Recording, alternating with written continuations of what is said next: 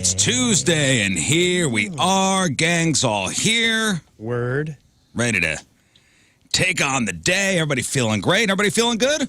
I'm feeling all right. Morning, St. Louis. Hello. Getting there, baby. Hi. Time to wake up. It's time to wake up. Time to get up, guys. Laying in bed. You don't want to do it today, but you know what? You have to do I feel like getting up. I may hit the snooze. No, don't. Get up. Don't hit the snooze. Snooze They is need you bad. out there. If you snooze, you lose. We've learned that That's what they snooze, say. snooze I do is bad. snooze, though. You do? Oh, yeah. Well, I think it's like really bad for your brain or something. Well, it's good I'm a for my never. soul. Yeah, never snoozer. Never. Oh, I am. I'm always afraid of the alarm not going back off. Really? It's a good risk to run. It starts going off at 3:30, and then I get out of bed somewhere around 3:45. Do you not care about your partner who is lying next to you? He doesn't know what's going on. Tim, Oh, even so today, Tim was like, "Oh, I didn't even hear your alarm." And, he's like, "Okay, bye." He's lucky. He doesn't wake up. I'm straight out of bed. And I used Today's to sleep. gonna be great. Used Got the to- world on a plate. Used to be the best sleeper. Sleep all through the night. I haven't slept through the night the last couple of years. It's been, Welcome How's to your my peace nightmare. room? I know, dude. It's been at least like 8 to 10 wake-ups. So I'm snoozing all through the night anyway. Welcome to my nightmare. Oh, it's the dumbest. What is this crap? Yeah, Scott asked a good question. How's your pee stream? Is that good? I'm not getting up to go to the bathroom. You need magnesium. Magnesium. I've done the stuff. magnesium. That's You got to what do you the need. topical magnesium. I've done Topical the magnesium. powder. I've done it all. I've done the pill. I've done the powder. I've done it all, and nothing's working, man. I keep waking up probably 5 to 8 times a night. I know what it needs. What's Heroin. No. Oh, yeah. What? That does No. help. Yeah. No? That's something I've never tried. Okay. Don't go all the way all top right. shelf with this All stuff. right. What? Calm down, everybody. Everybody calm Hey, down. we're having a funny conversation in the kitchen. Yeah, getting coffee, talking about. It was just, I don't know. I don't even know how. Rafe was talking about how he's got those the crystal doorknobs Yeah. Oh, right. Yeah, and his in his bathroom. And he's been locked in his own bathroom. Yeah, you've been sometimes. locked in your own bathroom before. Yeah, and you know the crystal doorknobs. Oh, yeah, they're like vintage, yeah. Yeah. And I when we had a house in South City, we had those crystal doorknobs. I hate 'em. When somebody would walk in, they go, "Oh, crystal doorknobs. They're worth a lot of money." Oh, yeah. Oh, are they? I don't know. Yes. No, they're not. Are they? I go to They're antique stores. $6 on Amazon. Are those real crystals, though? Like, are those like the No. real, like the 1920 doorknobs? No, I don't think my shotgun duplex in South City has real crystal doorknobs. Maybe. Hey, you don't know. Maybe. It's possible. Like I had them on all the doors in the house. They were like the cut, sharp, almost sharp edged. Right. Oh, Yeah, yeah. They feel good in the hand. They I do. have to be They honest. do. They do feel They don't cool. slip. Small knob, too, by the way. Like, I think people's hands were smaller back in the day. Yeah. Yeah, but those. I'm not going sexual. Those This is a real crystal observation. doorknobs. I mean, they got some heft to them. Yeah, you could kill somebody with one So of those. if you rip, you know what, Rafe? You were talking about ripping them out of the door. Yeah, they're good for about 4 turns, and then they're stripped for life. Like whatever the threading and screw is on those things, Yes. it's like they're good for about 4 door openings, and then one day you're stuck in the bathroom with your own stink, trying to claw your way out, and the doorknob falls off, and you're just like, well, this is where I live now until somebody comes home. Well, they could be used as weapons. Those doorknobs. I I was mean, you throw one. I was telling him in a house like that, you got to have a screwdriver in every room, just in case Just you to get get trapped out. in. Yeah, Just think. it's true. pry the thing If open. you need a weapon, somebody breaks in. You rip out one of those crystal doorknobs and you throw it in a sock. Yeah. Oh, dude. It's basically a mace at that point. Yeah, Suicide Squad. Let's go. I mean, Yeah. you whip that thing. Woo! You crack somebody in the face with that. That's home protection tip of the day, guys. Yeah. If you live in one of those old houses, with the crystal doorknobs. And also, I know what it's like to get stuck when those come out because the door that those doorknobs usually belong to have so much paint on them Yeah. that when you close the door, it's almost stuck closed. Scraped. Yeah. It's like wedged closed. Yeah. Accurate. Everything you said so far. And you checks know what out. kind of door I'm talking about. Oh yeah, There's so much paint on it. There's about 2 inches of paint. Old wood, old thick Yep, that's my oak house. doors. so much paint that when you touch it, if you press on it, it almost feels sticky. Still a little tacky. Yeah. Yeah. Yeah. Tacky, but then Still a little tacky. you check your fingers and go, oh, Yeah, it's I'm just fine. Paint so thick that it's a second weapon besides the doorknob. If you peel a nice chip off, you got a shank. You got a paint shank that'll actually pierce the skin. And you know, in one of these layers of paint, it's lead paint. So make sure don't eat. Oh, yeah. Make sure don't eat paint chips. Right. Yeah, just don't eat. Well, it's in my bathroom, so the level steam is layer. probably releasing lead into the air every time I shower. Lead and asbestos. Yeah. Good stuff. But no, so, that begged the question, I don't know, just about closed doors. Like, hey, what was the policy when you were growing up in your house? Were you allowed to lock your door? Well, yeah, because you had said something about, never lock those kind of doors. And I said, you know what? It's weird. I remember one of the childhood rules in our house is we were never allowed to lock doors. And in fact, they put the fear in us. They put a weird fear in us. Like we were never allowed to lock our room doors. Or I don't think we were allowed to lock the bathroom door either, like any door. And they said that if we did and got stuck in there, they'd have to call the fire department. That was the line. You live in South City with crystal doorknobs? Because that's kind of accurate. I was like, South County, South City, that kind of vibe. My parents were raised in South City, and that was the thing, is we would get stuck in. If we locked it, heaven forbid, we'd get stuck in there. They'd have to call the fire department, and I had this visual, and I don't know if they said this, but the visual that I had were fire department guys, full uniforms, helmets, shields, coming with the hose in the house, and that somehow the hot water was going to blast the door open and hit me. And that was the visual that I had. I was like, well, I'm not locking this door. Yeah. And they also got to bust out every window. Yeah, that was the fear that was put in me. I have no idea what that is, why that was the go-to threat. It's a lie, and kids are stupid. I was stupid. I bought it, but I never locked the doors. I never did. Put the fear in you. And honestly, I don't do the fire department threat, but I still kind of tell my kids, like, hey, unless there's a reason, don't be locking doors. Yeah. We never had a door locking rule when I was growing up. It was just when girls were over.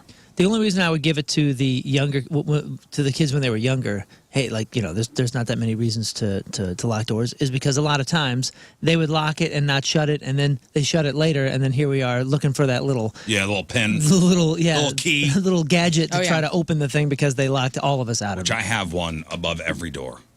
Good to know. Those little little tool. little tools to pop the lock. But when I was growing up, the only rule we had about doors. If there's a girl over, the door is not to be closed. Right. Oh, yeah, we had that too. The door is not to be closed. A lot of good that did. Although I never did anything at my parents' house. That rule kind of went soft after like a year at my house. My mom was like, no boys in your room. Okay, Mom. No boys in your room with a locked door. Okay, Mom. Why are there boys in the room with the door locked? Boys are staying over. Like, it just like... Staying Boys over? are allowed to stay over your house? Oh, yeah.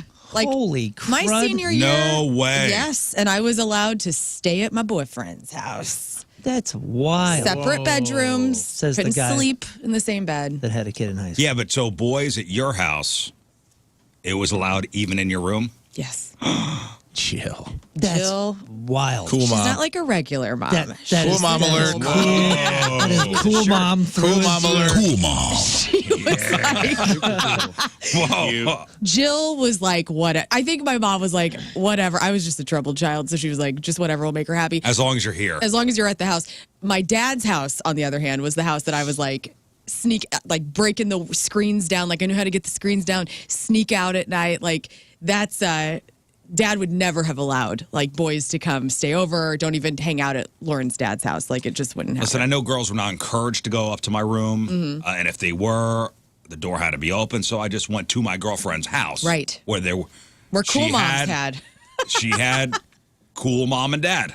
Right. Man. Yeah. First of all, we were not allowed in the room with the door closed at all. And then, of course, my brother, all rules were off for him. He could do anything. But my high school girlfriend's house, she didn't even have a door on her room. On her room, It was like up the top of the steps, and you could see everything from the living room. So like that was not happening. And to this day, I don't think I ever did anything in my parents' house ever. Yeah, I don't think I'd. Not when they were home. Oh Yeah. Rizz. Not that when they were home. When I was dating my wife, even still, I was 19, 20 years old and 20 years old. She was not allowed in my room with the door closed, but at her house, I could sleep over. Yeah. That's crazy. In her room, in her bed. I remember hearing about that with like a friend or two in high school, and I thought it was not true. I was like, that can't be true. There's no parent on the planet that would. Oh, my high school allow that. girlfriend, yes. I know. Door closed, door locked. I get it now. They I'm lived just in an telling you. apartment, Wow. and the dad was a room over. Wow. What were you thinking? Right. Man. I was thinking, I know what I was thinking. Yeah, we were all thinking it. I know what I was thinking. Hell yeah. I'm going there. But guess what? The two guys who had all the rules, babies. Yep. Babies in Yep. high school. Babies in high. I wasn't in high school, but I was real close. You had the same rules? My house. Yeah, no I door. was the oldest kid, man. I had to Yeah. break them down. By the time my little brother, for me, it was home by midnight or you're grounded for a month. Doors open, no girls in your room. By the time I got to my brother, they're like, don't leave your bong in the living room. Yeah. It was very relaxed. Listen, you have a kid at 17, Yeah. being the oldest brother. The youngest brother, the only rule now is please just don't have a kid at 17. yeah. Okay. As long as he didn't get somebody pregnant, he could do it, whatever he Dude. wanted. But girlfriend's house was cool. Girlfriend's mom did not care. It was like sleep in the same bed, go in her bedroom. In fact, her brother was in high school with me, and her brother walked in on us one time, and then that was weird. Oh, no. Because that's weird. He was like a year older than me, and we were on the same football team, and I was dating his younger sister. And I guess he didn't know I was there, and he just came walking in. Hey, I'm going to ask you something. And he opened the door, and we were very compromised. Came walking into his sister's And he room. just That's goes, daring anyway. and he just goes, oh, God! And he walked out. I mean- we never talked about it, but like he never high-fived me again all football season. My, so. my high school girlfriend, it was, we'd go to her house, you'd walk in the front door, the dad would be sitting always on the floor in front of the couch, Weird. watching TV, and you go, hey, right to her room, start fooling around. Right. Immediately. Wow. Yeah. Immediately. Jeez. Right to her room, door closed, door locked, fool around, that's it. That was the sequence. That's a different universe, man. Yeah. See, I was scared to death to get pregnant, and so I actually waited a while to have sex. And my mom, I was in the labor room with my mom when my sister was born. I watched her be born whenever I was 13, 14 years Oh, old. well, that'll do it. And that scared the living hell out of me. So I That was highly your Scared suggest Straight program. That was my Scared Straight program. So if you got kids and you want to really get in their psychology about not getting pregnant, highly suggest letting them view either. For real, like letting them view a birth either on a screen or in person. I cut the Did I umbilical tell you- cord. I think It I've was told this amazing. on, maybe not when you guys were on, but my buddy Ben, my best friend Ben. Yeah. We'd go to his house, and his mother voluntarily showed us his birth video Whoa. There you go. in high school. She's a cool mom in too. high school. Give me that. Different Cool world. mom. Oh man. What the hell would he do during that? Would he just go, wow, mommy, Mom. Again. There Look I at am, him. dude. That's me. Sweet. No, but we had the kind of house. Okay, so Ben's house. Ben had the regular house, and then a carriage house. What the heck is So it? it was like a house above the. No, Like it was a definitely guest not. house. It's like the mother-in-law suite, right? And that was what So it's called? off the house was a garage, like a 3-car garage, and there was a Yeah. room above the garage, The Mike Seaver room. Growing pains. detached from. Yep. That's cool. Yeah, those were And nice. Ben's parents were hippies. I mean, true to form. I was at Woodstock. I'm living the lifestyle of a hippie. Love them. They lived in a very old house, Haunted. probably. A lot of crystal doorknobs. And everybody just be hanging in the carriage house, doing whatever. And you'd wander over into the regular house where Ben's parents were, Len and Leslie. Nice. And they'd be on the porch, either, smoking a joint or whatever. This is in high school. Uh-huh. Hey, you just get to talking, and next thing you know, everybody's on the couch watching Ben's birth video. Gosh. Smoking a J while they were watching it, or just outside smoking the joint? That's crazy.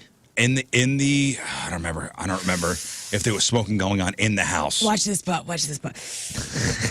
Here he comes. Here comes the head. He's crowning. Oh, so much hair. So weird, dude. So much. It was the 70s. It was the 70s. So much hair. So much What the hair. heck? God. Dang. And maybe she had in her head the same thing, like, hey, these kids are going to see what's going on here. You're going to know about your actions and What, consequences. what the heck would your mom have thought if she had known that you just came from Ben's Ben's house. house watching Ben Yeah. be born? Did you tell Mama Rizz that, like, hey, I just saw You know Ben's what? mom's vagina? Mama Rizz Yeah. knew Yeah. Ben's parents. Okay. And it would almost be like, of course. She kind of signed that right away, like, no, what's going to I happen? remember my dad was driving to work one day, and he'd have to cross the George Washington Bridge into the city. And he said, there was a car in front of me. He goes, there was a guy just dancing like crazy. And smoke billowing out of the car. Uh-huh. Dancing like crazy in the car, as if, and they're stuck in traffic in New York City, rush hour, going into the city traffic. And this guy flailing his arms and music. It's Ben's dad. It's Ben's dad. Hilarious. Hilarious. Going into the city to be a New York City teacher. Like That's taught awesome. special ed grade people.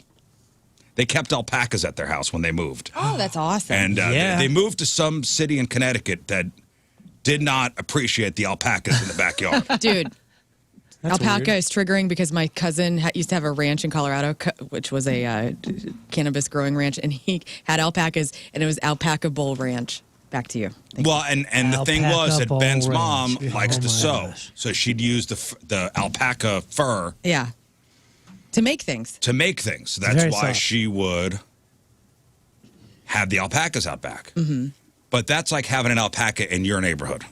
I would be fine. I would love that. I would Some people are absolutely not love- fine with having livestock in the backyard. Sure, absolutely. Why? What do they sound like? They make noise or something? They're just super cute, man. They're Yeah, just they're little cute. I thought you They're had that- offensive. mini camels. I don't know. That button in the hand. I don't know. I don't know like what an goats. alpaca sounds like. They like spit. They're like camels. They're camels, llamas, Right? whatever. Yeah. Yeah. In that family. Camel horse ponies. But apparently the neighbors did not appreciate the alpacas. So this particular town they were in Connecticut had to pass an ordinance because of Ben's family. Look at how cute that alpaca is. Man. Here's what an alpaca sounds like. Formed a super pack against alpacas. Oh, It is pretty Kinda loud. moan. Hi. I thought it was going to They say. all look, they all look like cute, millennial man. junior high kids with their haircuts. With the haircut. Bro, you're doing too much right now. Bro, get out of my room, bro. So As long as they're not the screaming goats. so Ben's mom was like, where am I gonna get stuff to sew? I don't know. Michael's? Joanne Fabric. Oh, they booted him? They booted the alpacas? Yeah. Oh, They had to get that's rid of the brutal. alpacas. that is. It's really rude. Yeah, that's a Yeah, I felt Dumb bad town. for him. There's like a couple neighbors that just The complained. people complaining probably have like the obnoxious dogs. Oh yeah. And anytime Would be radio's shots. barking, I always walk outside. I'm like, come on, man. The neighbors hate you. You're being that dog. Don't be that dog. She understands what I'm saying. Yeah. You know, just a little, Yeah. little bark shame. Hey, man. Talk her down. Maybe if you just talk to the alpacas and say, hey, dude, We were walking the dogs the other day, act like a dog. and Cat started growling and lunging after another dog who was walking on the other side of the street. Yeah. And my wife was like, not disciplining. Well, I would never hit the dog, and she would never hit the dog. It was like, Cat, sit. and my wife's like, you don't go after another dog. You never. And that's I don't know why what with you the mean. dog. That's why with the dog's thinking like, what is this? That's why you got to talk to him like a real person. And a woman jogging on the street goes, "Are you disciplining your dog? Let the dog be the dog." That's what she said to you? Don't you Oh, that's tell said me to how my to wife. parent my dog. What? That's when I would have let the dog off the leash and been like, you better run then. Oh. I mean, the worst a cat the dog's going to do is run up and lick you. I Right. know, but they don't know that. She's a vicious Aussie doodle. Yeah. Vicious. Vicious. Vicious. Hey, speaking of She dogs, attacked me with kisses one time. speaking of dogs, I do have some dog things to talk about. We had a neighborhood goat. Did you guys ever have you were talking about alpacas. Did you guys ever have, there was like one guy had like a big, mean Billy goat in my town. We had horses. That's all we had. And it was in the middle of town in the pen, and it was like with chicken wire, and the neighborhood kids would dare each other to get in there with this goat. No way. You'd get One he'd butt goat. you. He'd pow. He'd get you good. Really? Like a oh headbutting yeah. goat? If you couldn't outrun him, he would get you. He was like a full. He was That's a big fun. goat. It was kind of fun when you were a kid, but I mean, it hurt. He had like horns and everything. And you go mess with it? Wow, that's cool. Well, we tried to feed it, but it was just mean. It was like a mean goat. You ever So make we would noises? just dare each other. Oh, no, Mr. Goat. Did he make noises or smell or anything? Yeah, all those. He was a goat. And he was behind a fence? He was like in a fence that was like chicken wire, but it was only about 5 feet tall. So if you were a kid, you could easily like hop up and over the fence. Right. It's probably maybe 6 feet tall. The neighborhood goat. No, we did not have that. Wildly, this is in South County. Nobody had any ordinances in Dowell, Illinois. We It was did not kinda have that. No. Mind your own business type of town. There was not even a farm, but like there was a house with a whole bunch of horses next to the school. Next to the school in Yeah. South County. And they were grandfathered in. They were allowed to do this. They've been gone for a while now. But the horses would come up, and they cycled through a whole bunch of different horses. It's a big area, and they came right up to the swings. So at recess, you're swinging, and sometimes there's horses that are just kind of they got their snouts right over, and they're just kind of messing with you when you're swinging. Did you guys pet them? Sometimes they were nice. Sometimes they were not. Yep, same. This goat would be cool, but sometimes I felt like he was the bear waving you in. Get closer. Come on in. Yeah. He'd Come be on cool. He'd closer. come to the fence. He'd you could like scratch his snout. Yeah. But they have those like devil eyes. Goats have those little like I call them the Kermit the Frog eyes, with dude. the slits in them. Yeah, they look like the slits. Look like the things they use to hang toys at Walmart. You know what I mean? Yeah, when you yeah, buy yeah. like a action figure and they got the little You'd punch out to put it on to hang them on the hooks. Yeah, this That's thing. what their eyes look like. Yeah, dude. Yeah. It's like a coin slot for an iris. Yeah, Oh, I've man. never seen a goat either. I mean, a coin slot for a Yeah, for a look at that pupil. thing. That's what it would look at you like. You could never tell. Kind of smiling. Dude, they look Come on, weird. Come over here. I because got that, candy. that slot makes them look like robots or aliens. Like, this isn't a real They animal. always look high. Yeah, you can't read their eyes, dude. Yeah, if you just look at them in Goats the would eye, be you go, great at poker. that's not alive. Goats would be awesome at poker. Come a little closer. Come on. Wow. That's how he was. He'd just be chewing like grass, and he'd come up, and he'd be like, "Oh, he's being nice today," and then he'd try to bite your finger off. And then, of course, maybe it had something to do with the fact that we would all dare neighborhood kids to get in the pen. I mean, I'm not saying what came first, chicken, egg. I don't know. I got grandfathered into this goat. This goat was around when I was a kid.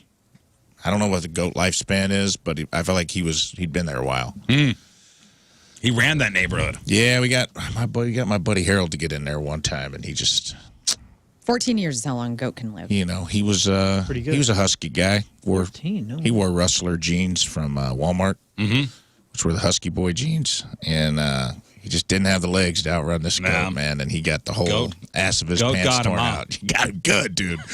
Like, bit him off? Got him by the or pocket With the horns. Horn got a pocket and just Tore him off. because he got him, he bucked him, and then he got upside down. So then the horn went into the pocket of Yeah. the back pocket.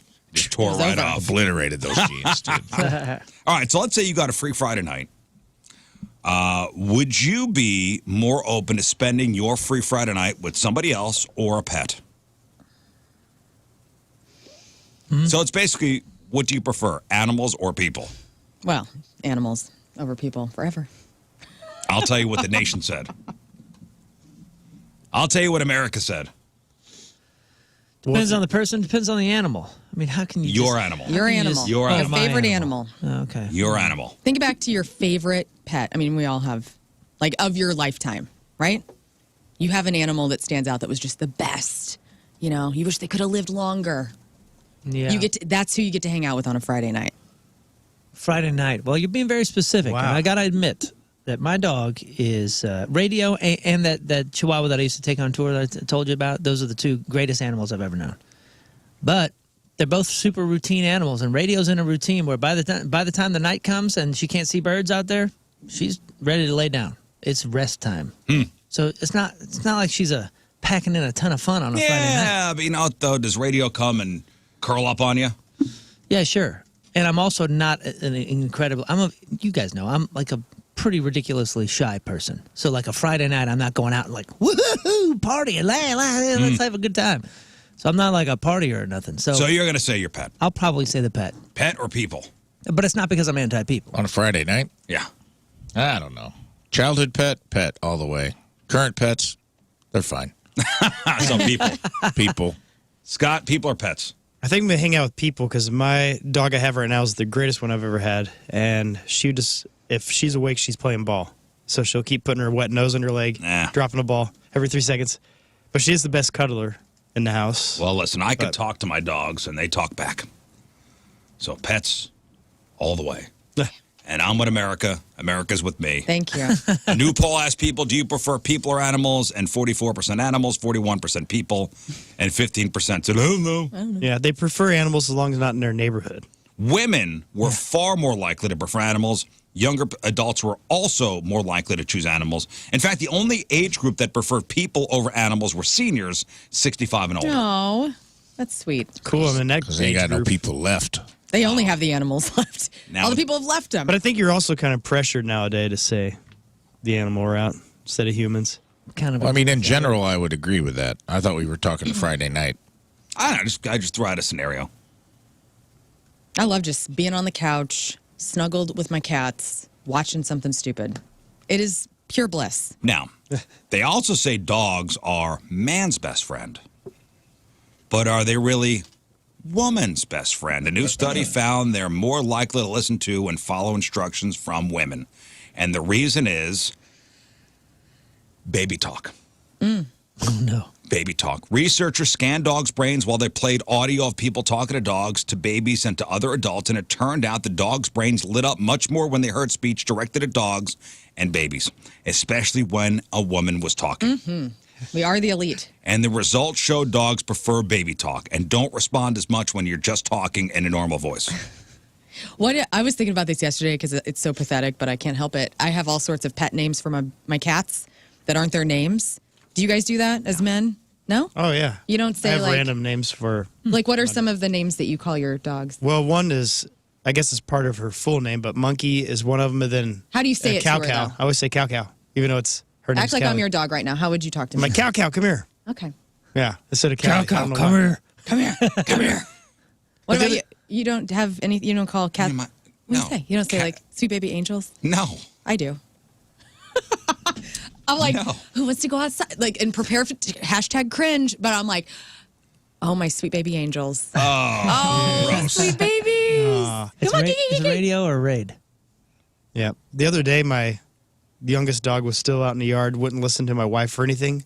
So I just went on the porch, and I motioned with my finger. I didn't say Wow. anything. I just motioned. She stopped, looked at me, then I said, come here with my finger. And she just took off running right to the porch, right to the door. That's I was good. like, There you yeah, go. I won. So- I do have My wife full-on got mad. conversations, though, in regular tone voice. I don't do the baby voice, I don't think, all that much. But when I'm having full-on conversations, and it's an English setter, and if anybody knows an English setter, they're like stoic dogs. They're very, like, emotionless looking. And it's a perfect match, honestly. And she looks at me as if we're doing math or something. She'll just like very much like stare at my face the entire conversation. She won't break eye contact, and we're just kind of like talking and talking and talking, and then she'll kind of look away like, are we done talking? Right. I'm done with this Okay. conversation. But it's funny to watch a dog seemingly pay attention. So why do dogs prefer the ladies? Probably because women are more likely to speak to them in a sing-songy way. And their voices are higher, so they're better at that sing-songy kind of thing. This part's interesting, too. They say there's no evolutionary reason for dogs to prefer baby talk, since it's not a tonal pattern they use with each other. So they think it's something they learn from us. Like, we've talked to them like the for so long, they're used to it now. Yeah. Like, we bred it into them. That's cute. Whoa. Oh. So it's not specific to our dogs.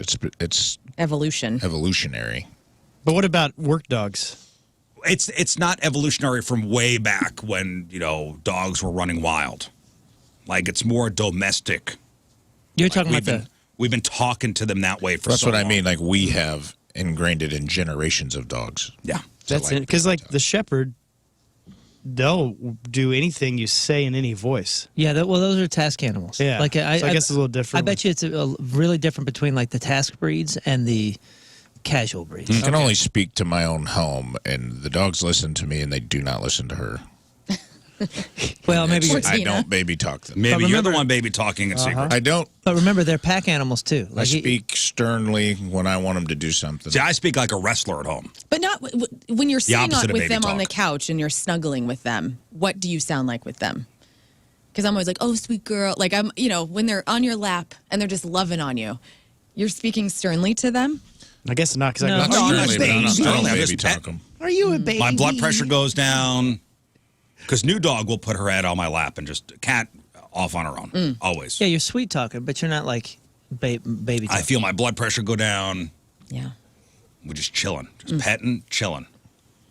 Now, every year for the past 15 years, Nationwide Pet Insurance does something called the Hambone Award for the most unique injury claims. Yeah. Now, it was named after a dog that once got into a fridge, ate an entire holiday ham, and ended up with mild hypothermia. Okay. Wow. So that's... Oh. Does anybody have pet insurance?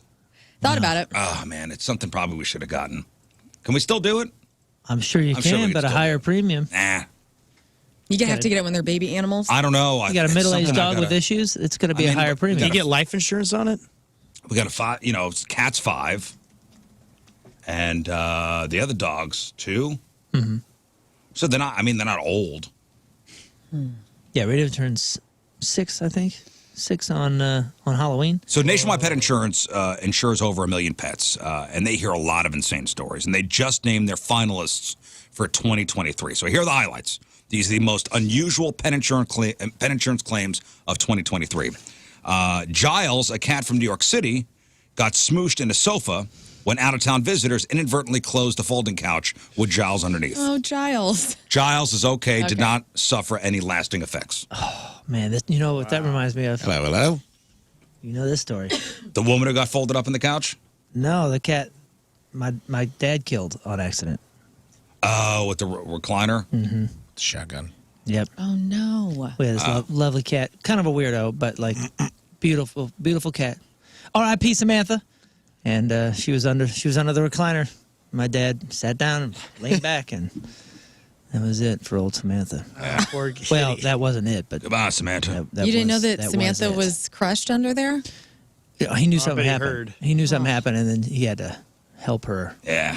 move on. Yeah. But it broke her back. So Grayson Hayes is a Labrador Retriever from Texas. Took an unexpected jump off a 36-foot-high bridge and landed on a concrete embankment. holy smokes! Always takes he a turn survived. on this show, doesn't it? He survived. Sure does. Good morning. He It's the Rizz survived. Show. Oh my gosh! He survived. R.I.P. Samantha. Yeah, sorry. Jax, a pug from Vegas, was wrapped up in a comforter at home while recovering from surgery. Then got in more trouble when he became dangerously overheated and suffered from heat stroke. Oh, no. He's all right. Wow. Josie, a mixed breed pup from California, lost 4 teeth and got a broken jaw while aggressively chasing a ball during a game of fetch.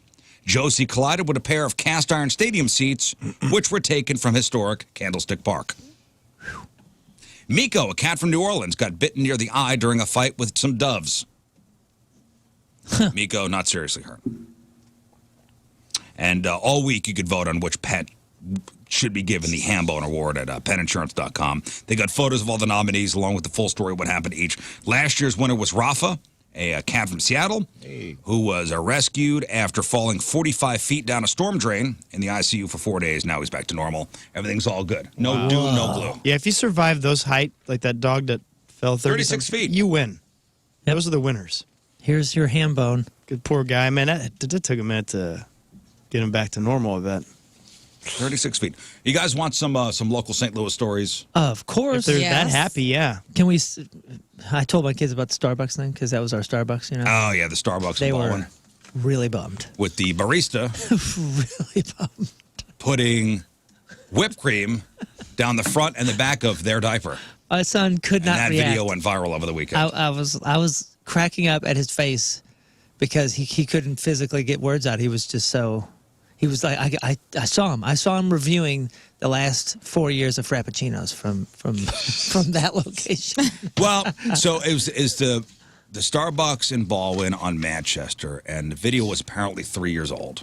The video was 3 years old. Starbucks said they did terminate the employee, but But they could have done that 6 minutes ago. did they terminate this employee over the weekend when this I don't went know. viral? And they're not going to say because we would like to think the best and think that the person hasn't been employed there. In 3 Well, years. you know, the Starbucks spokesperson said, "We took care of the employee." Wink, wink. I just like they We waited. took care of them. Wink, wink. I like how that company's like, just don't say it to anybody that's ever happened. We'll just let this fly under the radar. We won't press charges or something so it doesn't get in the papers. We'll just let this one slide. No. They're not saying that they knew about this 3 years ago. All they're saying is the Oh, video, the picture okay. from the video is 3 years old. That's Okay. the only thing that's 3 years old that we know of. And have they press charges against this person? What are they going to get them on? Well, it's tampering with human food. But who knew? You don't know if the food was served. It looked like the Starbucks was closed. Yeah, it was dark outside. Yeah, but I mean, you're behind the counter where there's, I don't know, that seems... If you could prove that they used whatever canister that was down somebody's diaper Yeah, I'm not thinking about it other on than other people's food. it was hysterical to watch kids react. Yeah. We've all been at that Starbucks. That's a good one. I have not. Well, buddy, your birthday's coming up. And we're going to take you there. Yeah. Not going to that one. Celebratory gunfire. Come on, man. Every New Year's, I know the St. Louis City Police Department, they put out a thing saying, hey, don't shoot your guns in the air. What goes up must come down. Hey, we know, it's a time to celebrate New Year's, but let's not shoot our guns in the air because what goes up must come down. You shoot a bullet in the air, it's going to come down somewhere. And come on, y'all, you know that ammo is expensive. That is true. Fox 2, a man was struck by a bullet while he was lounging at the pool in his central West End. According to police, the bullet fell from the sky, hit a 70-year-old guy. Officers were called to the 4500 block of Maryland on Sunday around 4 p.m. They found the man with a bullet protruding from his right thigh. Wow. They don't know where the gunshot came from. Police warned that shooting into the air can be dangerous. There's a chance that a bullet will strike somebody on New Year's Eve and the 4th of July holidays. Look at this. Okay, so I just looked up what's the farthest a bullet can travel from we'll say a handgun. Maximum distance a bullet can travel is around 4,300 yards, maybe about a mile and a half. Jeez. Up? No, if like distance wise. Around if at the right angle. Obviously, it depends on many factors: wind, obstacles, weight of the bullet, trajectory, the gun. So anywhere in a half mile around where this person fired the gun in the air could possibly be a target. Yeah. Or possibly hit with shrapnel. Yeah. Oh, this guy was just sitting at his pool in the West End, hitting the thigh. Yeah, they say a 9mm under good conditions can travel about 1.2 miles. Yeah, your first thought was, something bit me. Give me the ice cream cone. Damn. Is that a damn? I got shot What's in the 5,000 meters? So basically yards. 5,000 meters. feet. I didn't know that. 3 feet in the yard. Meters a little smaller, right? 3 miles. 5,000 meters is 3.1 miles. They call that $1 million wound. Someone said. Yeah. Army must keep that money though. I He said if an AR-15 from the ground straight up from sea level with normal air resistance would travel between 2,000 to 5,000 meters. So, half mile to a mile. Well, they're saying this case is especially disturbing because it happened Sunday afternoon on a typical fall weekend, not on a day where you'd be celebrating something, which still doesn't make it right. And they're not saying what kind of bullet it was. Rifle. They just said it was just a random stray, fell from the sky, hit this guy in the thigh. Certain types of rifle, 2.5 miles. Man. Thankful it wasn't his head or something, thankful Sure. it was Yeah, man. better Wow. spot on his body. Unbelievable. Moonlight Ramble. The Moonlight Ramble. Love it. Yeah, been going for like 15 years. Been going for, quite a while now. The Moonlight Ramble, 16 years, I believe. Something like that. Something like that. It's been going on for a while. It's been a long time. Used to be a big deal back at the old studio. Maybe even longer than 16. I don't know. It's been around for a long time. Longer than 16 years. I think so, too. 116 years. Maybe. Wow. Rafe, do you know what the Moonlight Ramble is? I have no idea. Okay. Scott, do you? Oh, yeah. We used to run those. Yeah. Well, I remember our old company, Emmis, bought the Moonlight Ramble from somebody, and we ran it for a couple years. Yeah, those were fun. Basically, the Moonlight Ramble is a whole bunch of people on bicycles get together downtown at midnight on a Friday or Saturday night, and they close the streets down, and you could bike through downtown. Yeah, there's a short route and a longer route that takes you from essentially Union Station to Forest Park. And so think about riding your bike through the side streets of downtown St. Louis at that hour. At midnight, safely, with a bunch of other riders. Yeah, police are on the scene. Yeah. They have the roads Yeah, it's closed awesome. down. Hundreds and hundreds of people. This has been going since 1964. Okay, so a little more than 16 years. Here it is. It's been around for decades. Well, okay, listen. 60 years. There was a guy who was the sole participant in the Moonlight Ramble in One guy? 1964. Yeah, and then it kicked up in and the 64 70s. was just one guy just riding. They go, "What are you doing, Carl? Just rambling." No, his name is Dick. Moonlight Ramble, baby. Dick Leary. Midnight What are you doing, Rambler. Dick? Yeah, he was the Just rambling on my bike. I'm just going for a ramble under the moonlight. Huh? Yeah, and then it I started. shall up in the call 70s. this the Moonlight Ramble. Headline: Moonlight Ramble canceled after chaos in St. Louis city streets. Oh, no. All right. This is this past weekend. This past weekend. Sunday morning, midnight. Yes, I guess it was supposed to go down Saturday. Well, it 16th, would be yeah. Sunday midnight, so Saturday evening. Saturday into Sunday. The chaos unfolded near Market and 7th Streets, drawing not only cyclists but rowdy crowds on four-wheelers in the downtown area while the late evening bike ride was supposed to be taking place. Suction Boys at it again. The Suction Boys on their Dang, four-wheelers. It's a plague, man. Hundreds, if not thousands, of riders were expected to bike the 12-mile route beginning in the Grove and going downtown towards the riverfront before looping back around to Manchester. I guess the Moonlight Ramble co-founder says a third-party security team, which is used to shut down interstates and protect bike riders or intersections, did not give any notice that they could not maintain safe streets. Oh, my gosh. So the company that was supposed to block everything off didn't have enough people and didn't tell them. anybody. Well, you know what? When Emmis owned this, I remember the promotions teams at the radio station had to actually ride the route, like not on a bike, but like would drive the route to confirm that everything was ready to go. So it's interesting to me that that third party wasn't set up and that nobody who was putting this event on actually went the route, both routes, the short and the long one, to confirm that all the streets were shut down. Yeah. That's interesting. So the safety team, I guess there weren't enough of them, and cars were going as the riders were Wow. going. Because some people were like, "Cool, we're just gonna we're just gonna do it." And they said they started seeing cars passing us doing 35 miles an hour while bikes were on the street. Chaos. And they were riders on four-wheelers, just goading police officers. What? Suction Boys. Wow. So this is the 59th edition. Will this be the last? Hopefully not. Will there No. be a 60th? They say organizers are working on refunds and say the fate of the fun-spirited bike ride is still up in the air for next year. Ah, bummer. Yeah. Oh, come on. Could be it. Just Dick Leary's rolling over in his grave right Yep. now. Are we sure Dick Leary's dead?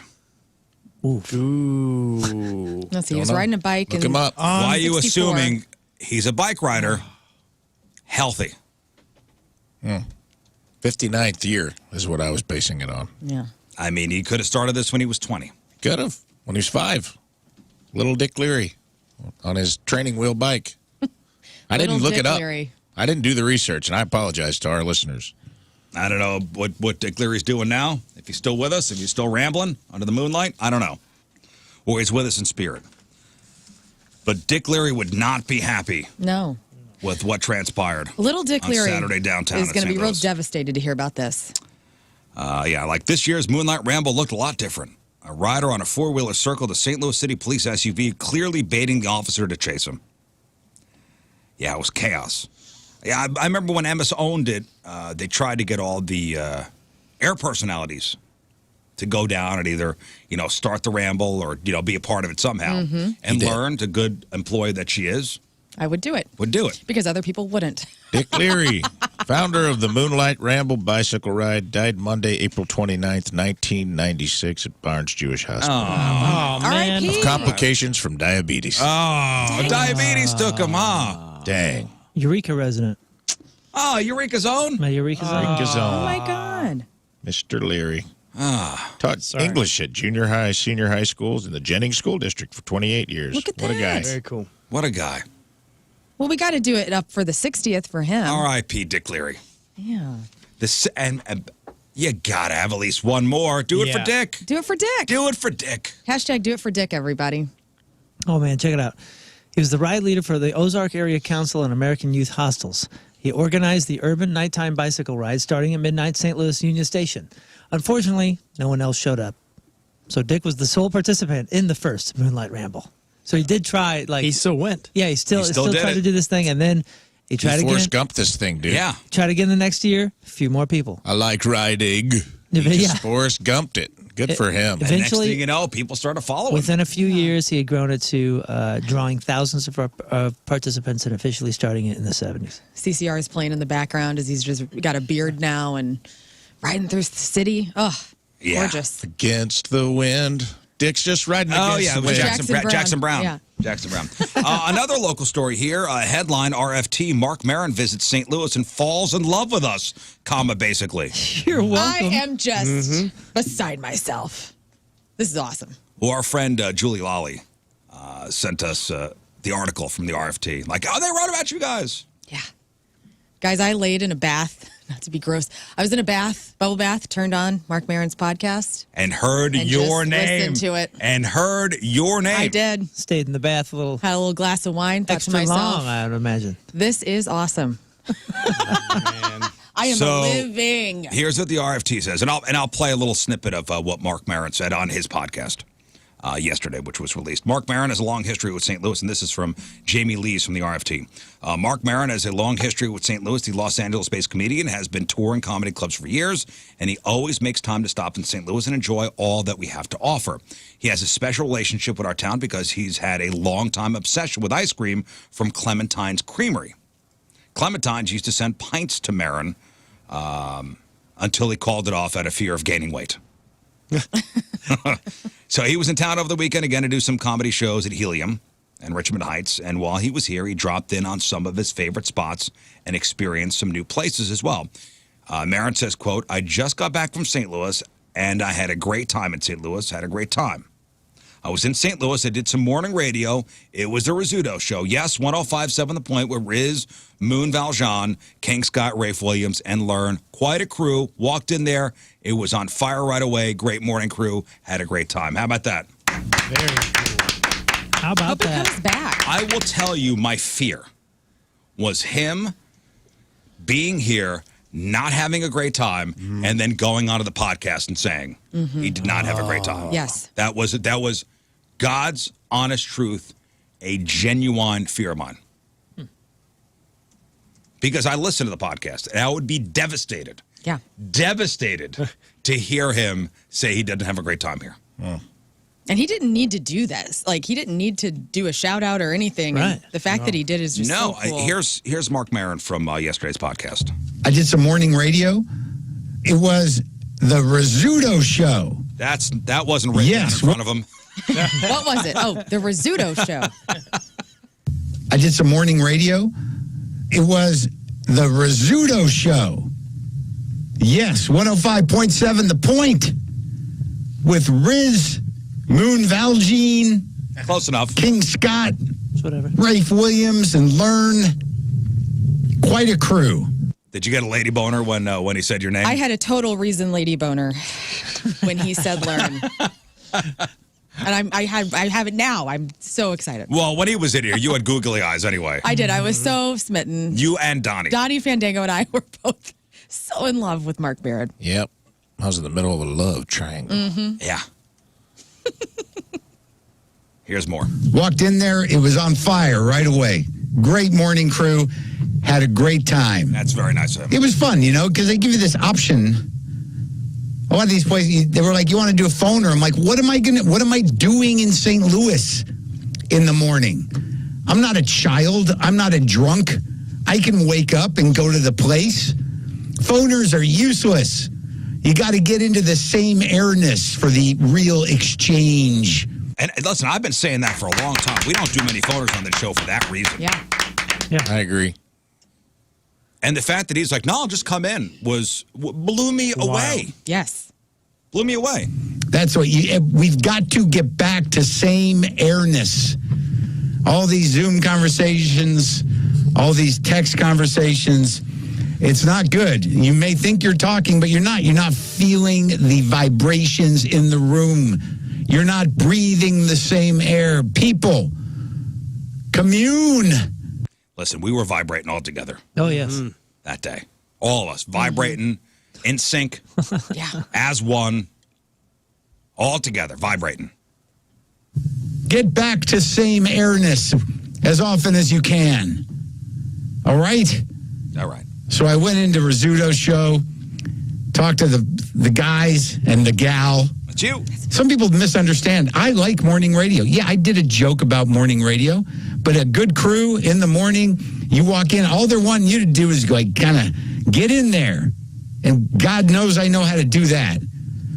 We had an excellent time. Good crew. And then I did that, and then I did another show. This is my favorite. This is This is great. my favorite part of this little I was in St. Louis rant. Here we go. That, and then I did another show. That guy was pretty good too. KMOX. Believe the guy's name was Roger. Had a good time. That was after. Nope. That was Dave Glover. There is no Roger on KMOX. That's Dave Glover. I wonder what Dave thinks about He's got to this. love it. Because, like, Euclid Records is sharing this, like, the RFT. We're all talking about, like, oh, my God, Mark Maron loves St. Louis. RFT didn't mention him going on KMOX at all. But people are now, like, St. Louisans are going to listen to this episode, and then Dave Glover from KMOX gets called Roger. Well, I was I'm over listening here, to this. I'm the Roger that's referenced. I was listening on my way home yesterday, and I'm like, Roger. Who's Roger? Yeah. Yeah, I was I trying didn't to figure it out, until too. you said he was referencing Dave Glover. I didn't realize. Roger is a new afternoon guy on Yeah, KMOX. just Like, going is there by. Roger Brand? But I don't think Roger. that guy's on air. Like, it was Good time. That was afternoon radio, afternoon talk. Roger. Just got in there, knocked out a segment. Rizzuto let me stay on for like 2 segments, I think. True. He was on for an hour, over an hour Yeah, with yeah. us. We kept him for a while. Well, I was cognizant of his time. right. I didn't know if he had anywhere else to go. Yeah. I saw him look at his watch a couple times, and I thought that was my cue. Like, all right, let's wrap it up. But I think he was looking at his watch, going, "They're having me on for a while." Yeah. Yeah, well, walking up, I asked him, "Do you have a hard out? Do you have to leave at a certain time?" And he's like, "Are you kidding me? I got nothing to do today. I want to hang out." Oh, you didn't tell me that. Well, Kept him longer. We could. I said there's no hard out or whatever. but, I don't remember that. yeah, yeah. Oh.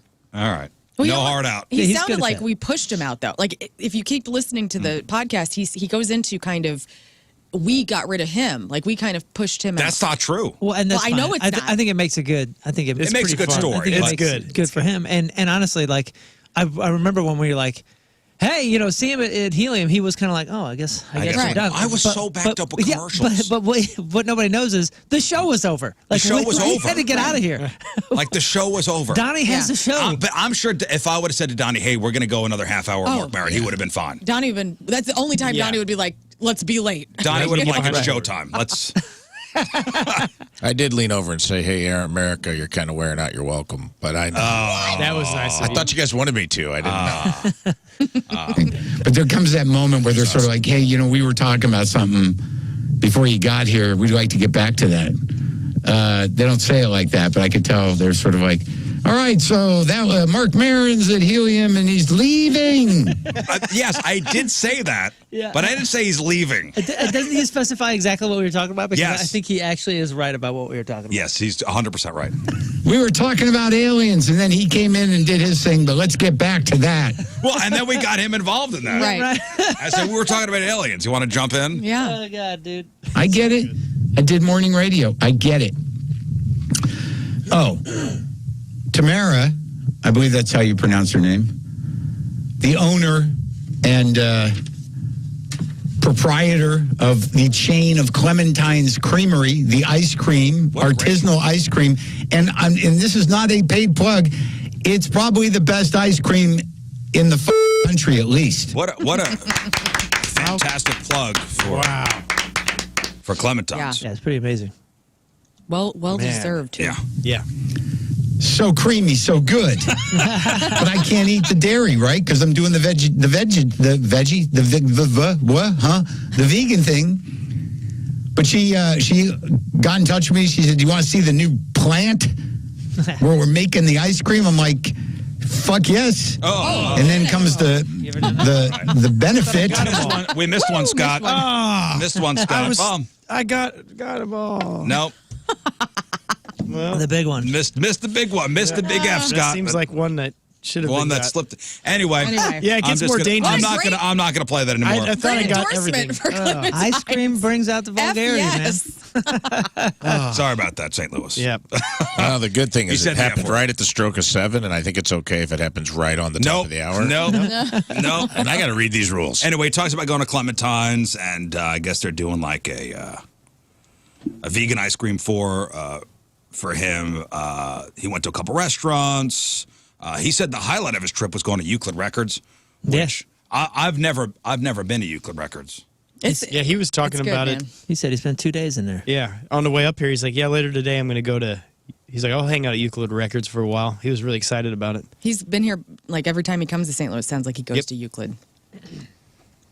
So all that is, he speaks very, very highly of St. Louis. So listen to his last podcast that was put out yesterday. It's the one with Gary Goldman, the comedian, who I like as well. That Gary's conversation too was it's pretty dark. I mean, they get into some real heavy stuff. We've had him here. Yeah, long hair. Yeah, curly. Yeah, we've had him. We've had him. Old studio. Yes, super cool guy. Yeah. He's the guy that does the cookie bit. Yeah. All right. Good Bit pal. about cookies. Takes me out. Does he? Yep. Really? Very good friend. I've opened for him the last couple times he's been in town, and probably the best joke writer in comedy, I would say. Listen, watch his last special. It's called is it the Great Depression? Yep. Man. His new book is really good. It's called Misfit, and it's about growing up in the 80s. Very on brand with a lot of stuff we talk about, like being an awkward kid in the 80s and 90s. Yeah. But hey, thanks, Mark Maron. I really appreciate the kind words. We all That's do. really wonderful. Amazing. To hear, your name on a podcast you actually listen to, in a positive way, It's pretty cool. it's pretty. Yeah. It's pretty cool. Yeah.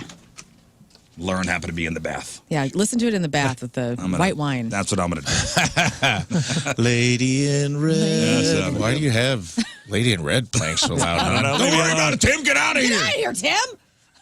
Knock next time. Knock. Tim, I'm gonna need some time. I'm sorry, I heard a man's voice. That's Mark. That's Why Mark. did you take off our crystal doorknobs? Is that Mark in there with you again? No, leave me alone. It is. Pow! All right, Team Rizz Remember the Day is brought to you by Hot Shots Sports Bar and Grill, proud sponsor Team Rizz. Visit hotshotsnet.com/Team Rizz. From Staunton, Illinois, Michael Corby is our Team Rizz Remember the Day. Michael has been a loyal listener to the Rizz Show since the very beginning of the show and has helped him get through many stressful and chaotic mornings. He's met most of the crew at various Point Fests, Team Rizz events, and Greek Fire concerts.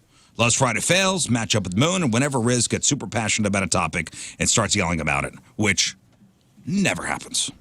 Solid 3.5 out of 5 stars. Well, thank you, Michael. Michael Corby from Staunton, Illinois, is our Team Rizz Member of the Day. Gets a super sweet Team Rizz Member of the Day soccer jersey. Get yourself signed up 1057thepoint.com/Team Rizz. All right, we'll take our first break in the morning. We'll come back with some news, including news on that missing fighter jet. Nice. Remember the one that went missing? Yeah. Yeah, I was out by the swimming pool yesterday and it hit me in the thigh. Air Force is like, oh, well. Hey, if you see it, call us. Somebody sent me remember the meme we talked about yesterday about the guy facing the other way in bed? Someone sent me the meme where the girl's thought bubble was like, I wonder if he's thinking about the Roman Empire. And his thought bubble was like, how the hell did they lose an F-35? Well, somebody sent us a Craigslist listing for a found F-35 for $100 million. But we'll give you the update on that story after the break. All right, welcome back to the program. Phone number 314-624-3833 or 618-398-3833. The Make Ultra Studio Cams, 1057thepoint.com/Rizz. The socials at RIZZ Show. Your emails, RizzShow@1057thepoint.com. Gang's all here. You're out later this week, huh, Rafe? Thursday, Friday? Thursday, Friday, I am in Denver, Colorado. Me and Lern are tagging out. She's out. I'm in Denver. Thursday, Friday, Monday? You back Monday? I'm back Monday. I'm at the High Plains Comedy Festival in Denver doing multiple shows over Thursday through Sunday. I just got tickets for your Saturday Funny Bone show. Yeah. I'm going to put that all on the socials today, actually. If Go to Funny Bone. I'm trying to sell it out. Ticket sales are good, but there's still the late shows, and the early shows are almost sold out. So if you want to go to an early show, go get those tickets now. But yeah, 28th through the 30th, I'm doing a show at the Funny Bone. It's an all-new hour. I'm releasing my special on the 27th, and I'm doing a whole new hour. That's on YouTube. I'll be hawking that too. But then go get tickets to the Funny Bone. I'd love to see everybody come out, man. Yeah, the wife and I are going with some friends to the 7 o'clock show on a Saturday. That's the banger. Nice. That's going to be the banger, baby. Is that when you're going to be there, Scott? Yes, whichever night he wants me, I will be there. Well, I tell you what, I'm feeling Saturday. I'm feeling Saturday, 7 p.m. All right, I let's kind of do feel it. like putting you in the prime time is the way to do it.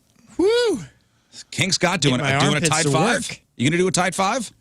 Yeah, I could easily do that. Oh, easily. Dude, Easily. Here's the thing. I'm an open micer. I know all about this stuff, so I can easily do it. That is what most open micers would say. Oh. To be in his defense, he sounds very confident. He sounds like an open micer. Mm-hmm. How many minutes you got? I got like 3 hours. Like, you do? How long have you been doing comedy? Like 4 months. I'm like, okay. Yeah, I did a And couple you got of 3 mics. It's hours, fine. huh? Yeah, 3 hours. Yeah, Can't wait to hear Killer it. stuff. Killer stuff. The 2023 Ig Nobel Prize winners were announced over the weekend. We talk about this every year. Do we know what this? Do we remember what this is? The Ig Nobel Prize. No. It's like the Nobel Prize, but for the silliest, weirdest, and sometimes dumbest scientific pursuits of the past year. Oh, yes. Now, in most of these cases, or in a lot of them, our tax dollars at work. Good. Government grants are used to fund some of these studies that are, you go, why? So as always, they did not disappoint. So here are the 10 Ig Nobel Prize winners for 2023. Again, the dumbest, silliest, weirdest scientific pursuits of the past year. In chemistry and geology, a paleontologist explained the reasons why geologists and paleontologists like to lick rocks. Yeah, you got to taste what kind of minerals and things are around there. It does help. For one, if it's a rock, it'll be like licking a rock. But if it's like a piece of fossilized bone, it'll stick to your tongue. Okay. Oh yeah, because the air, the little pores and air pockets That's why they lick rocks. to find out if it's a rock or a fossil. Yep. Okay. That's a real thing. That is a real thing, and it won the award in chemistry and geology. Congratulations. All right. In literature, a study on the sensations people feel when they repeat a single word many, many, many, many, many, many, many, many, many, many, many, many, many times. In mechanical engineering, experiments where researchers reanimated dead spiders to use as mechanical gripping tools. Like one of those claw machines. I think that's pretty cool, actually. In medicine, a study using cadavers to explore whether there is an equal number of hairs in each of a person's 2 nostrils. Again, in medicine, the Ig Nobel Prize went to a study using cadavers to explore whether there's an equal number of hairs in each person's nostrils. I like this. Interesting. Whoa. And I need to And know. it's not equal. Oh. But they found the average nose hair count per nostril is between 120 and 122 hairs. Hey, that matches up with mine. I feel like I'm far above average. It's absurd. In communication, a study on the mental activities of people who excel at speaking backwards.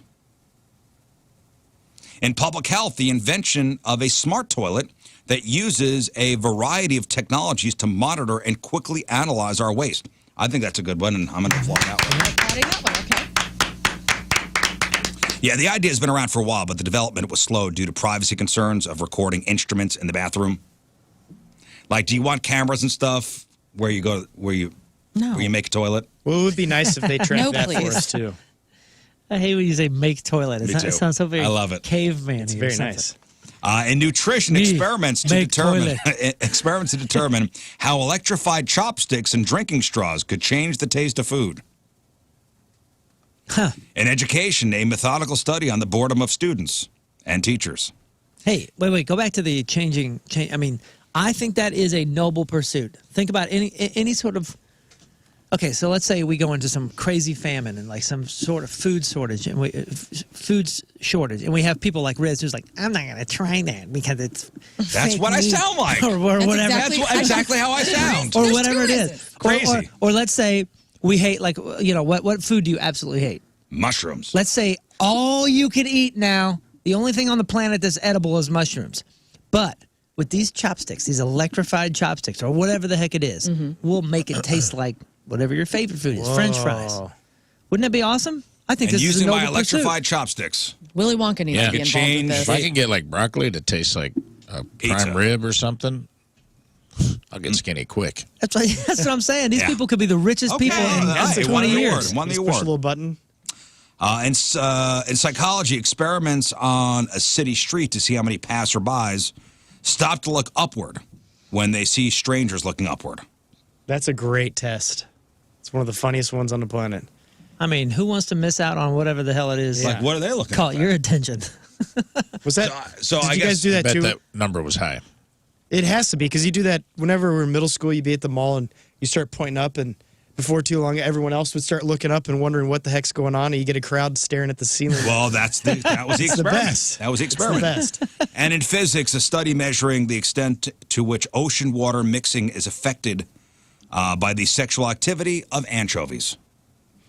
A study measuring the extent to which ocean water mixing is affected by the sexual activity of anchovies. So congratulations to salt? all the big Nobel Prize winners of 2023. All right, let's do some news. Oh, yeah. We gonna do some news. Science. Your news sponsored by. Martin Jetco Heating and Air Conditioning, more reliable than your news source. So it could be hard to find a missing cat in a neighborhood, right? Yes. And it could be hard to find a missing stealth fighter jet in the sky. Apparently, yes. So if you didn't hear the story on Sunday afternoon, the Marines lost an F-35 stealth fighter jet in South Carolina when the pilot ejected. The pilot parachuted into a North Charleston neighborhood and was taken to the hospital. He's in stable condition. Yeah, I mean, the reality is when a pilot ejects from one of those planes, they get hurt. I mean, it's a violent. That's a bad. Yeah, I can't imagine. That is a last ditch effort. It is a violent thing. And these guys are, I don't know how fast the plane was going, but imagine being thrown out of a car at 120 miles an hour. Right. Yeah, doesn't it typically, or isn't there a high probability that you get knocked out in that scenario as well? Yeah. I mean, you're shooting through a big old piece of glass at whatever. Doesn't that Well, the hatch open? canopy's supposed to fly off, too. But if it doesn't, that's even We know yeah. what happened to Goose. Yeah. whew. R.I.P. Goose. Well, anyway, the military has not said why the pilot ejected, but for more than 24 hours, they did not know where the jet was. I was reading yesterday, it's still in the air. It was on autopilot. Probably in Cuba by now. Who knows where it is? The Russians can have it. Right. It's halfway around the world. Every conspiracy theory came out. Right. Is it in the air? Did it crash? They even asked the public, hey, if you see this thing, give us a ring. And I guess that makes sense, but it's also absurd. Like, hey, if you happen to see our stealth fighter jet while you're out walking the dog, give us a holler. Yesterday at about 6:30 p.m., they announced they'd found the F-35 in a debris field about 2 hours northeast of Joint Base Charleston. They said the quote-unquote mishap is under investigation. As far as I know and everything I read, nobody was hurt in the crash. Did you see the pictures of the cockpit? No. It was pretty wild. There's still like an 8-track and a cassette tape player in there. Yeah. You think they'd have something fancier by now? New technology. Technology. Dude, I just looked. I wanted to see an F5 ejection seat to see if it had like rockets on it or whatever, if that's all BS. Oh, an F-35. Buy an F5 ejection seat office chair that's been converted. That's pretty cool. For how much? $15,195. Seems legit. Dang. So I am off work. if the Hubbard office supply department's listening, set a little money aside for old Rafe this year. That'd be awesome. I feel like I'd be more productive if I was in an F5 office In lieu chair. of bonuses this year, everybody's getting an ejector seat. And when you get fired, we do the plug-in. Yeah, If you want to that's it. quit, you have to do it to yourself. That's it. It isn't uncommon for airlines to lose somebody's luggage, but have you ever heard of an airline losing everyone's baggage? So a Swiss International Airlines plane took off from Zurich to Spain last weekend without any checked suitcases aboard. It just left. But the problem wasn't a bad worker, it was no workers. There was a lack of ground staff to handle the baggage. Mm-hmm. So the flight was delayed more than an hour. Then they decided, let's let the plane go. We got to get you there. We'll get your stuff there eventually, but we got to get you there. Well, the thing is, if they got one plane delayed, then it backs up the rest. Yeah. It's like, we're just going to have the plane go, and we need to keep the rest of the schedule that day. Maybe that's what happened to my guitar. Remember when I finally tracked it down and helped them out since they didn't track it down and do anything? It never left St. Louis. Well, here's the worst part of it. Here's the worst part. The fact that it was an intentional decision makes this the worst part. Nobody told the passengers. Yeah. Nobody told the passengers that their baggage was not on board until after they'd waited 2 hours at baggage claim. They were at baggage claim. Oh, no. What? And nobody told them. You a-holes. Yep. Does the airline industry love giving away free things to compensate people? Like snacks? Well, no, like this kind of stuff where now they're going to have to give out. Yeah, what are the I don't know what they have to do what is the because this compensation? is a Swiss airline. Giving out vouchers? Everybody gets cuckoo clocks and chocolate. I don't know. I'll tell you what, because every time somebody's Right on. cost me that kind of stuff, the only time anybody ever went out of their way to replace anything was Alaska Airlines. Ever, ever, ever. All the rest of them are like, oh, dude, sorry. I do hear good things about Alaska. Alaska's the best. They usually win like top airline. They truly are the best, Customer man. satisfaction. But the fact that they didn't tell anybody, and they're sitting at baggage claim for 2 hours when Right. they arrived in Spain. Unreal. The airline says they were able to get most of the luggage to Spain the next day, and the rest arrived the day after that. I don't know what they're doing to compensate the passengers. If anything, they may just go, hey, at least we got you there. Yeah. Stop complaining. Ridiculous. It's good to be passionate about your work. Was anybody here in marching band when they were in school? Who's the No. nerd in the room? Anybody? No, I wanted a Scott? hat, though. I want that cool hat. But Kidding. Love the symbols. The tall hat with the feathers Yeah, on yeah. top? I wasn't I didn't know. I don't know how to play an instrument. I think couldn't- I was able to play the cymbals in the marching band in elementary school. That is cool as hell, man. And got to march and be in the back and hit the... You had a Cymbals is marching where it's band at. In elementary school? Yeah. Wow. Yeah. Well, his friend had a carriage house. That's right, I guess. I mean, So it's good to be passionate about your work, but maybe not this passionate. The director of a high school marching band got arrested in Alabama on Thursday night after refusing to make his band stop playing. So his name is Johnny Mims. He's been the band director at a high school near Birmingham since 2018. His school's football team won a game 27-0 on Thursday. And according to reports, bands for both schools continued to play long after the game was over. that's awesome. We will. It's awesome. We That's got their game. ourselves Rise a up. band off. Yeah. It's a band off. So police were like, hey, and the police asked the directors for both bands, like, all right, enough. Like, stop playing. Let's let everybody go home. The other school's band said fine, but Johnny told his kids not to stop. Police eventually decided to arrest him, and he resisted. They say he refused to put his hands behind his back, then shoved a cop, so they had to tase him. Wow. He can't put his hands behind Is his back. this The band would leader's stop. name Johnny Lawrence by any chance? 'Cause Johnny it's- Mims. Oh, it sounds like very Johnny much Mims. like a Cobra Kai move to me. He's facing charges for disorderly conduct, harassment, and resisting arrest. The school superintendent put out a statement, but said they're not commenting until they've finished gathering all the facts. There's no video of this. We What if- only employ winners and finishers here. When got he's his back. being walked away in cuffs by police, does the band start again? Well, Oh, heck And yeah. like play Enter Sandman by I have- himself? Bad boys, bad boys. I have what you gonna do? I have reconstructed how I think this would sound. Yeah. Oh, good. Okay, here's how I think this would go down.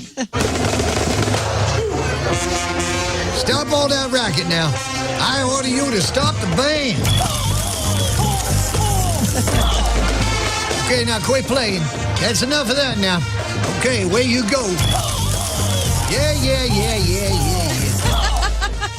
That's how I think it would go. Very good. Why is Louie Louie the go-to? quintessential band hit? Because I feel like every game I've ever been to, they play that song. We played in my band, like a cover of it. People Yeah. get down on Louie It's like the Louie. quintessential marching band song for some reason. There's a During Motorhead games. cover of Louie Maybe it's Really? it's one of the only songs that could involve all the instruments. Is that it? You think? I don't know. Maybe. I'm curious. Some of you band nerds email me. You know what's up. Or was that like, wasn't it in Ferris Bueller in the parade scene? When he was singing? No, that when was he's Twist singing? and Shout. Twist and Shout. Okay, never mind. It might have been right before that because there was a song Said incredulously. on before he got to sing that one. Okay, So it was probably Louie Louie. And then went into that. possibly. All right. So Lending Tree. They say the average cost of raising a kid from birth to age 18 is what? How much does it cost to raise a kid from birth Adjusting for 18? inflation. Yeah, I was gonna say. I remember Yeah. in the '90s reading like a Time magazine or something had it on a cover. Remember that? Yeah, All right, I'm gonna say this, so the $100,000 or company- something. so Yeah, it was Lend- like Lending Tree- 193,000. This was guess. like a 95. I Okay, wanna so say- I'll give you the parameters, what they use, to maybe help your Yeah, I wanna guess. analysis here. And Lending Tree is a big company. We've all heard of Lending Tree. So the company says its figures are even based on bare bones child rearing, factoring food, housing, childcare, apparel, transportation, health insurance, and even any possible tax breaks. You know what? And not just inflation. But I can tell you this for having the well, actually, Rizz probably can too. Having the youngest kids in the room, the cost of childcare has like quadrupled. Sure. Across the board. I mean, that is like you want to get in an industry that's just like flush with cash right now. Childcare, holy smokes! So I'm going to say, based on that, with childcare, $550,000 per kid. $550,000 per kid. Per kid. Per kid, Okay. I'm going $388. $388. $1. I will. Is this just to high school? Just high school From graduation? birth to 18. Okay, so this isn't even accounting for college. If you're going to pay for all that, I would say. I think I read an article 15 or 20 years ago that the average cost was like between $250 and $280. I think Lern's close. I'll say I'm gonna go an even $400. $400, Scott? I'm going to say $375,036.25. You get out. You have all overbid. Oh, really? You have all good. overbid.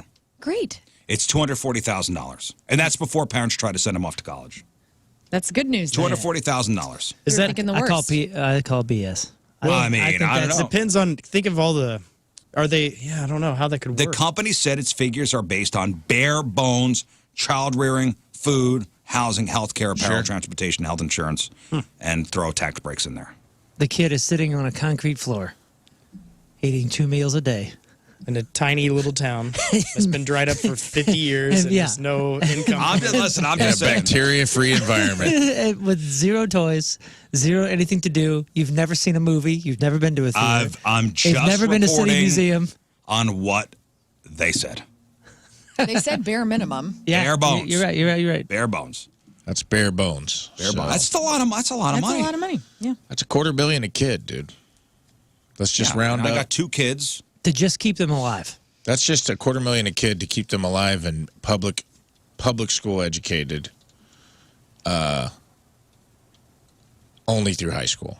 Yeah. Not kicking in on Paying college. for college would double the cost for a family. Yeah, I guess if you, So every kid you have, if you're going to pay for their college and you're going to let them have Christmas, Yeah. it's probably going to be about $500,000 a kid. Think about what you Exactly. could be doing with that money. Crazy. Yeah, That's why. if $250,000 is the absolute like stripped down, just like the facts, the average middle class is easily double, like you said. I'm thinking of my friends be. that they have 9 kids. Oh, Lord. Like, Jesus. 'Cause they you have 2 include- sets of twins in there. do you include minivans in this? 9 kids. They have to have like a tour van, you know? Yeah, I would say two is twice as hard as 1, and 3 is twice as hard as 2. After that, it starts to kind of break down That's what I've heard. a little bit easier. Well, Well, because we'll see. My family, the brother and sister-in-law just had their 5th, so we'll see what yeah, they well, do. it's because you already got the van. You're already used to traveling. Yep. Like, I mean, nothing is built for families of 5, 6, or 7. Everything's built for families of 4. A couple more stories for you. Disney World's Frontierland got way more legit yesterday when an actual bear got into the park. Whoa. That's pretty fun. This What'd is it do? making the rounds this morning. Somebody spotted it in a tree yesterday morning near Disney's Big Thunder Mountain roller coaster. It's around a dozen attractions had to close temporarily, including Big Thunder Mountain, Pirates of the Caribbean, the Haunted Mansion, and this is fitting, their Country Bear Jamboree show Wow. Oh, wow. Kind of cool. The whole park had longer wait times than usual while the Florida Fish and Wildlife Commission dealt with it. Disney put out a statement saying they were working on capturing and relocating the bear.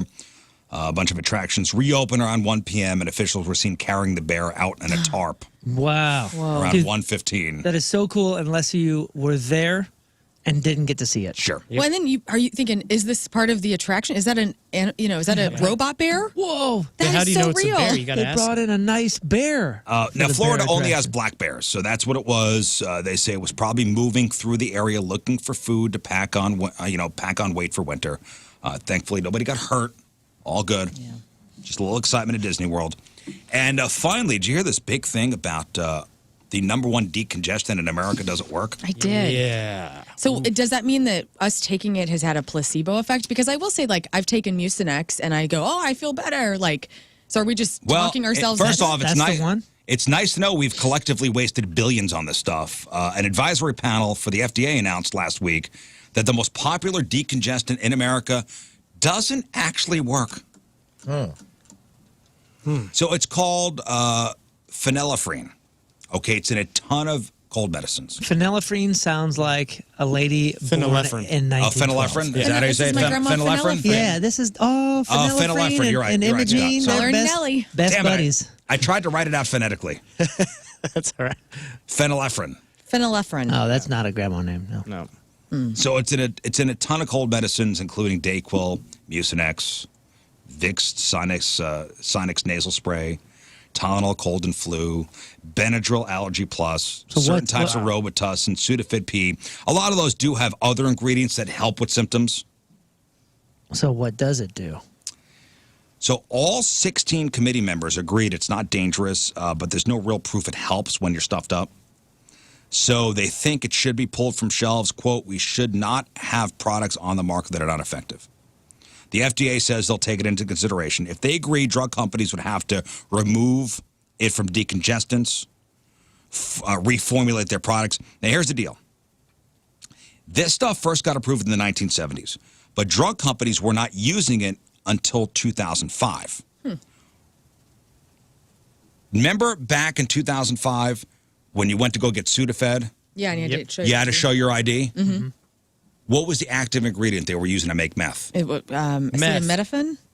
No, No. it was... Phenylephrine? Yep. Methamphetamine. No, what was Grandma's it? name. Pseudoephedrine. Pseudoephedrine. Pseudoephedrine. Yeah. Pseudoephedrine. I was just seeing if you Remember, could they do were that. putting Sudafed behind glass. You'd have to show your ID. Right. You I could remember only buy being two outs- boxes. I remember being outside of Walgreens and somebody asking if I could buy them Sudafed. So the drug companies were like, well, we'll put this stuff instead of the pseudoephedrine into the medicines. Oh, so this was the replacement. This was the replacement for that. This was the high fructose corn syrup. This was the replacement for that stuff. And now they're saying this stuff didn't even work. Yeah, because you can still get the big stuff, but you have to have the pharmacist hand it to you. Right. And so it stopped a lot of people. And then my favorite thing are the conspiracies on this one is that this is all a big ploy to get cheaper stuff out of the markets, and you have to pay more for the good stuff that actually works. So we'll see. Huh. Well, that's a bummer. Yeah. Been had again. Hey, but I'm sure they'll return all the money we spent on this through the years. So pseudoephedrine, it's They in the feel better really type bad. of Sudafed that does work. It's harder to get now because, people kept stealing it to make the meth. Dang it. Stop this. Guys. So there's still plenty of stuff with the active ingredient that does work with the Yeah. You pseudoephedrine. just have to have the pharmacist hand You it have to to you. have this pharmacist hand it to you. So now we got to find out what NyQuil has NyQuil or all these companies that said that had this high fructose corn syrup. The stuff in FDA it, has not made a ruling yet. but have any companies come out and said, "Oh, well, now that this doesn't work, we'll replace it and we'll go back to something that works"? I have not heard of any companies doing that yet. I do know Not they until all they're feel forced bad. to. And They now all we're feel going into really bad. flu season. You're going to need something, you know? So back in 2007, a different, the one the FDA panel ruled on yesterday, or last week, has never been proven to work, by the way. Whoa. Back in 2007, a different panel only said it might be effective, but patients and doctors have been saying for years, this stuff doesn't really seem to be doing much. So the various cold medicines it's in generated almost $1.8 billion in sales last year alone. Holy cow. So it's a big deal. I kind of got a little blip last week. Oh, Nothing phases us anymore. Yeah, so it'll probably just go away, and they'll keep doing what they're doing. It got a little blip, and I'm like, this is insane. Everybody has one of these things, most likely in their medicine cabinets. Right. For this one thing, for like, oh, I'm stopped up and I don't want to snore all night, or I'm working radio, I need my voice. Mm-hmm. Everybody has this stuff. Yeah, I know for sure there's Mucinex and the Sudafed PE that is always usually in stock in our house somewhere. Yeah, for the last 20 years. Huh. Bummer. Yeah. Oops. But I'm sure they feel terrible and they're going to make it right. I'm sure. Yeah. Come to everybody's house and apologize. All right, that's your news. All right, we'll take a quick break. All right, so after the break, we'll play a game of Think Fast all together. How about that? And then we'll do some of our emails. I know those are getting backed up. Okay, so, well, first of all, welcome back to the show. Hi, everybody. Oh, Thank hi. you. Hello. You guys ran into Carrie Davis in the kitchen? Yeah. Carrie Davis from the morning show down the hall on ESPN Radio at Randy Carricker and Brooke. I was getting my tea, and Carrie Davis walks in, and I go, Mr. Davis, I hear you haven't taken your shot yet. Mm-hmm. And he started laughing and smiling. So Carrie officially did lose last week Last for week. the Pick'em Challenge for the Fastlane guys. Yes. He has not received his one-shot punishment. No, he's not. Oh. I walked in after, and I said, I got something for you. Clack, clack. Right. Oh, you want clack, clack. Rafe's timing of walking in was perfection, by the way. As if you Popped had around the door Yeah. with my scope. and As said, if I you got had something it for you. planned out that way. Like we were double teaming him in the break room. He said he's ready. He said, just tell me when to come in. Come give it Well, to you me. spoke to the executive producer over there at ESPN, Mike Ryder, yesterday. I did. And you asked officially, hey, who lost the Pick'em Challenge for the Fastlane? Yeah, there was some smoke and mirrors going on down there. Marsh was saying, and Carrie, then it was like, well, we can't figure out who lost. You don't need to. It was knew. Carrie. The on- computer it's on does the it thing. for you. It was Carrie. It's official. The computer says who lost. Yeah. And it was Carrie Davis. So he's owed an airsoft gunshot.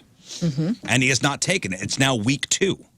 He's not up to date on his shots. No, he's not. He's It's not. vaccine It's time for the season. booster. He needs a booster. I agree. That way he'll never I lose think he again. deserves a booster, a second one. He does. God. Always something with them. Yeah. They need to be on time because we are.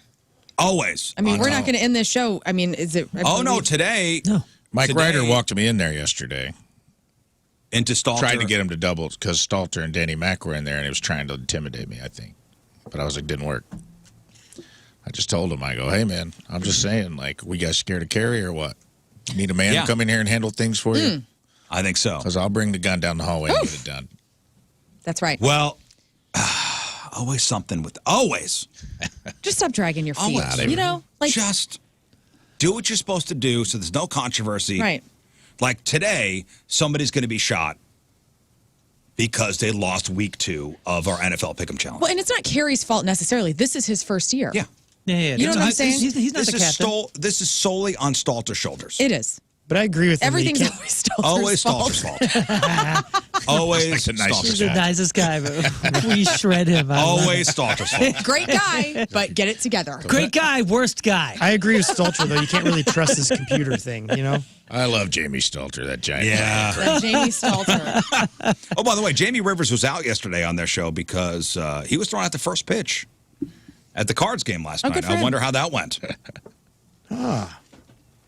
You mean, did he do better than you did when you? Everybody did Okay. better. Just wanting to make sure. And everybody did better and will do better than my first pitch at the Cardinal Gotta game. get that redone someday. Someday. Someday. But Jamie did it last night. I want to see if anybody's got any footage of it. I would love to see it. I'm sure Jamie does. Jamie, if you're listening, send it to me. Do Canadians know how to throw a ball? They use sticks usually. Good Something question. interesting. Well, just let's ride out with it. So there were 2 Monday Night Football games yesterday. Mm-hmm. We were up by 1 point going into last night. Mm-hmm. And Moon, give us the outcome of week 2 Rizz Show Fastlane Pick'em Challenge. As of yesterday, we were up by 1. Well, going into yesterday. Some of us made good picks. Oh, We all made good picks, I wonder who actually. that was. Some of us did not. Oh, no. Sorry. No, see, Moon. And as of today, Moon, wait. Oh. I'm stopping it. I just want to say we all made good picks. Yeah. Like the scores were high. yeah, for the scores are everybody. high. I'm just talking about yesterday's games. Yesterday's games, we were up Some by one. people There was 2 picked- games to go. Everybody picked good. Some people picked gooder. That's right. Why are we? Okay. After yesterday's gooder picks, Gooder Okay. picks, yes. the fast lane won by 1 point. Mother Are you F. serious? You guys built that up too much for me. We lost thought- by 1. We lost by 1. What did we? Do we remember what we lost by the previous week? Was By it one. I believe it was I believe 1. by 1. Oh, so this is neck and neck. Did they change picks? I don't know. I'm gonna place the blame on me. I picked the Panthers last night. It was a close game. Could have gone either way. I at 6 o'clock, I looked at my watch and I go, ooh, maybe I should do something differently with my picks. But then I was like, I don't know what time the game starts or who's playing. I Yeah. don't know anything. There were 2 games going on at the same time. If you break it down cancel for cancel, basically Jamie Rivers was the difference. He had 1 better pick than Rizz did. Golly. Gary Davis and I canceled out at 11 to win it. Rizz had 10, Jamie Rivers 11. Rafe 10, Stalter 10, Lern 10, Marsh 10, King Scott 9, I lost BT the voice. 9. King Scott takes the shot. King Scott takes Can't our shot believe it. today. So I got Mark King destroyed. Scott won on the board. And hey, and also, let's 2 weeks now on the fast lane. The 2 people that have acquired shots, former professional athletes. So who was it? BT, Kerry Davis lost last week, and BT lost this week. Well, We got a Super Bowl champ BT lost it. Okay. and so a BT. World Series champ. Right. Wow. Taking Well, shots Scott. this week. You'll take your shot later. Okay.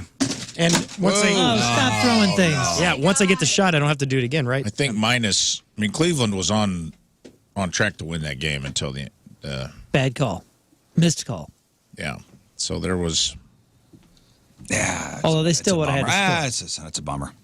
Boy, you see that Nick Chubb injury? it wasn't Ouch. good. It was bad enough where they didn't show the replay on TV. But that's okay. I No, I have don't it wanna see right it again. here. I don't need to see it Riz, we're doing something. Riz, go I don't ahead and need to watch see it this. again. Learn, would you like to watch this? Oh, Hang on. Oh, no. Hey, here we go. Everybody watch Riz's face.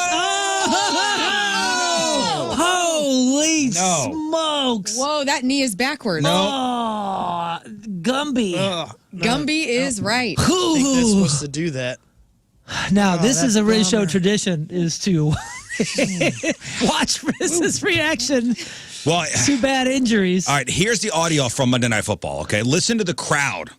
So Nick Chubb is the running back for the Browns. Okay.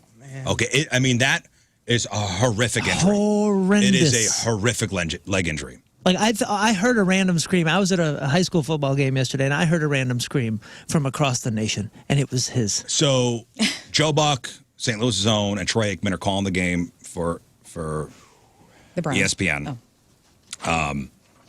And they're like, we're not going to show it, but you could hear when they show it in the stadium. You could hear the crowd. Joe, Here's Chubb. What'd you say? I have Joe Buck's quote. It says, "I am told that the replay of Nick Chubb getting injured is not to be seen." Here. To pick his way inside the 5, and he does. And the last thing any Browns fan wants to see, Nick Chubb holding his left leg. Oh, boy. I am told that the replay of Nick Chubb getting injured is not to be seen. Yeah, we're not going to show it. It's as bad as you can imagine. Did you hear the crowd? I did. You can hear him. You can hear him screaming on the field. I mean, Yeah. that is Hate It's that. bad. And you know what's wild is if you watch not the replay, but if Feel you bad see for that dude. because the he was on the left side of the field, so the far side from the camera, from the actual broadcast. Mm-hmm. And when he goes down, you can't really tell that, and they zoom in, and you can see his players that were trying to help him up. They're trying to grab him, and he's looking at him like, no, this is Don't- over. Well, Yeah. that's out for the I year. have no leg here. You That's see just- it, but it's not there. That guy, that left leg that got busted up, he's had reconstruction on it. No, he has. Oh, he's had every bad thing happen to that leg. It's over, man. It's so sad, man. In college, actually, second year in college, he had his whole leg, knee replaced and the whole thing. That makes my That's- kneecaps hurt. Take it off the screen, for God's sakes. Man, that is Jesus. brutal. Yeah, that's probably, I mean, you never know, but that seems like probably a career ender. I hope he's really If good. he's on had it worked on screen. before, I can't see a running back coming back from that. That'd be No, really not tough. after a reconstructed leg. So. Is he an entertaining kind of guy? Is he would want to be behind the booth? I don't know much. I don't know much about this. Is this normal? I mean, I don't watch the NFL every season like you guys do, but so is this normal to have 2 star athletes out in the second week? Oh yeah, Yeah. it happens. Like every And week? think about what these guys are doing to each other. No, I know, but I never hear about it. These so I guys don't are know. murdering each other. Oh, there have been some gnarly Well, the chat leg says injuries. that was worse than Theismann. I don't. No. Theismann. I don't know. Theismann had a compound fracture. Yeah, that's like Alex Smith. Alex Smith and Joe Theismann were very similar. They had bone through skin, Yeah, compound compounds down fracture. there. It's not that looked like he blew his knee out, which is Yeah. you can come back from, but it's like you can only do that so many times. Somebody man. that's blown the knee. I've snapped the ACL. Like it is one of the most horrifyingly painful things you can experience. Okay. It Well, really let's- is. guys- and you know immediately when it happens. You go, oh my god, Hands together. it's I over. know my hands are sweating. Do you we need need my to, stress We ball? need to give me your stress ball. We need to just seeing that twice, jerk. Hey man, listen, that was an audience demand. I got about 55 messages yesterday saying, "Here's the replay. You got to show Ugh. Rizz. You got to show Rizz." By the way, if something dramatic happens to you and you need some kind of medical intervening, you better hope that I'm not around. Like I'm the only person What do you mean? because I'm going down. Oh. Wait, if you need the medical attention? No, you if said? you need medical attention. Oh, you are not. And it's just You're me. out. And it's just oh my God, just Rizz is here. No. In case your ass goodbye. What? Because I'm probably going down too. Are you bad with like if you see blood and stuff? He Like, you passed can't out do- at his Did kid's you? birth. Yeah. Okay, and I That's read. surprising to me. I'm not a. Well, I feel like you would be good in Not a a blood and- crisis. I feel like everybody in here is Not good a in blood a and crisis. guts guy. Okay. You know, I'm He's not. doing the cheerleader thing. I'm just not a blood and guts guy. Put your pom-poms down. And, you know what's crazy? So I read this thing this morning. Women are less likely to get CPR in public than men. Oh, because Stop this. people are Why? afraid. Because people are afraid of touching people. That does I'm play choking. into it. Can I just say, just blanket statement, if I'm choking, get it out of me, okay? Do the CPR. Yeah, but I mean, There is a study. Staying alive. I can understand somebody standing there going, "Are you sure? Can you make the international sign for me? Can you sign this for consent? This was Are a you legit, sure?" This was a legit study done, like by a reputable research company. And here's what they say. Many medical organizations stress the importance of knowing CPR and acting quickly if somebody appears to be in cardiac arrest. But research has shown that less than half of people who have a cardiac arrest outside the hospital receive CPR. Now, a new study has even more disturbing findings related to this. People are less likely to perform it on women than men, especially if it's in a public area. So the study analyzed data from medical records of almost 40,000 patients who had a heart attack outside of a hospital setting. Did you see that story about this 12-year-old guy who saved a drowning man with CPR because he saw it on Stranger Things? What? Yeah. Yeah. How cool is that? That just happened like last week. Yeah, so the researchers looked at whether a bystander performed CPR and where the medical emergency happened, along with the age and gender of a patient. The data found that only about half of patients got CPR from a bystander. Of those, women were less likely to be given CPR than men. Why? Boobies. I Our thought it breasts. The answer Booties. is boobies. Our amazing breasts. Yes. Many people who got CPR training practice on flat-chested mannequins and learn that CPR should be performed across the breastbone and nipple line. One of the researchers said, because people think of doing CPR in terms of male anatomy, a male-formed dummy, some of this doesn't translate well, and they don't feel comfortable doing it in the right spot on a woman. Time to get big-breasted mannequins out because people need to learn. I've been saying it for a while. Thank you, Rafe. This is something you haven't. I've This is heard you something say I've been on the forefront he's of been for a long champion of time, this. and no one We wanted to need listen to me. big-breasted mannequins. Get a lot more people in CPR class if you had some big-breasted mannequins. And real breasts. None of this hard Ken doll stuff. Give me, That's I right. want mushy Pancake, Bags of different kinds of sand. breasts. I want some droopers. I want some pancakes. I want some Bobby I want Brown some nipples. skeety bites. Let's go. I want Eggs some on a big nail. ones. Eggs on a nail. Yeah. That's right. Eggs on a nail. That's the. I want some sock boobies. Yes. There's so many. And you know what? The long boobie.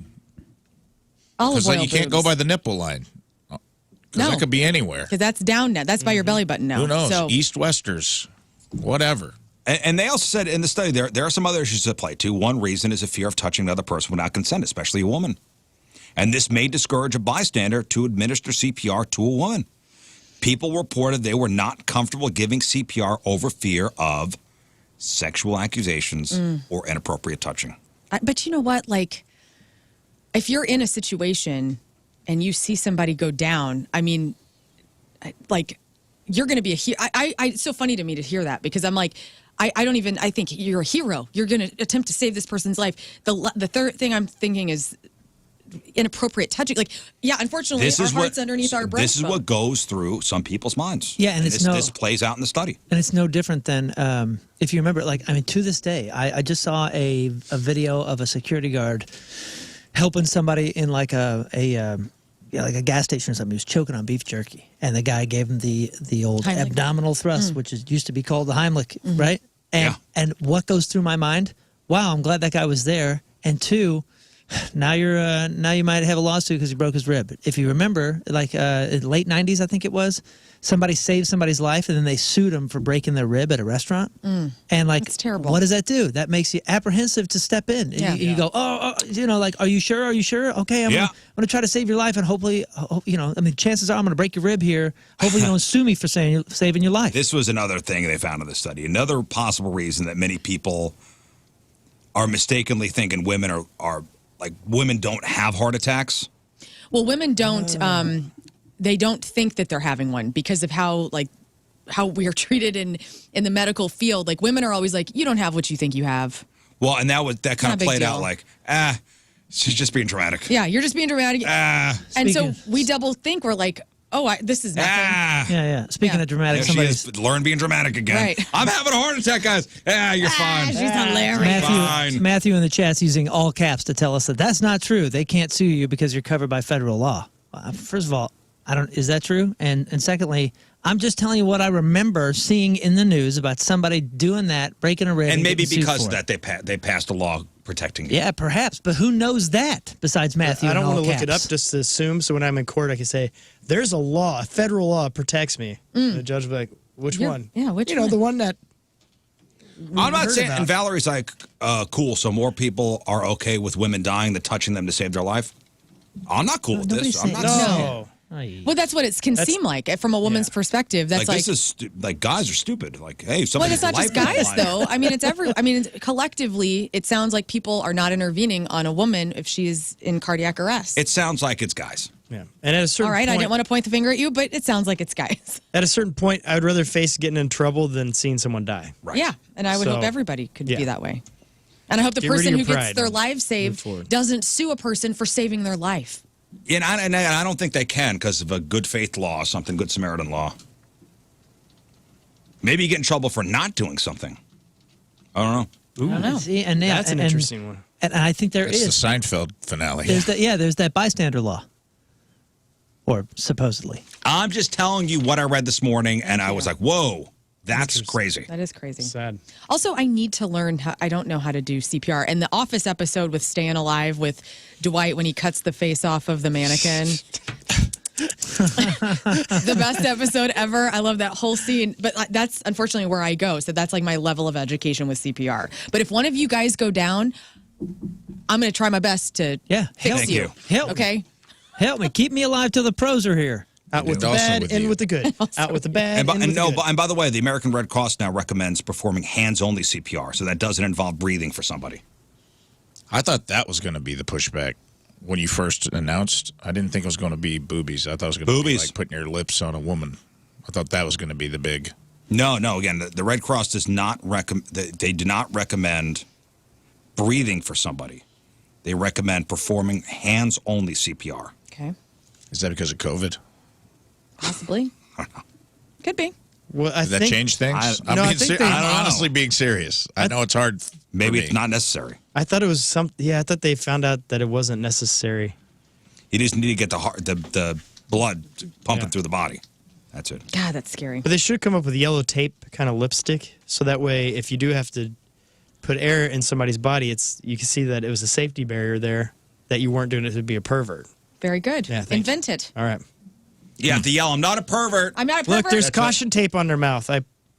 From my lips. Not a pervert. The first responders say that you can't get in trouble for rendering aid in good faith if somebody is in an emergency. Okay. But not everybody knows that. What if you take your shirt off before you start? Yeah, that works. Still good? That works. We still good, guys? I don't know.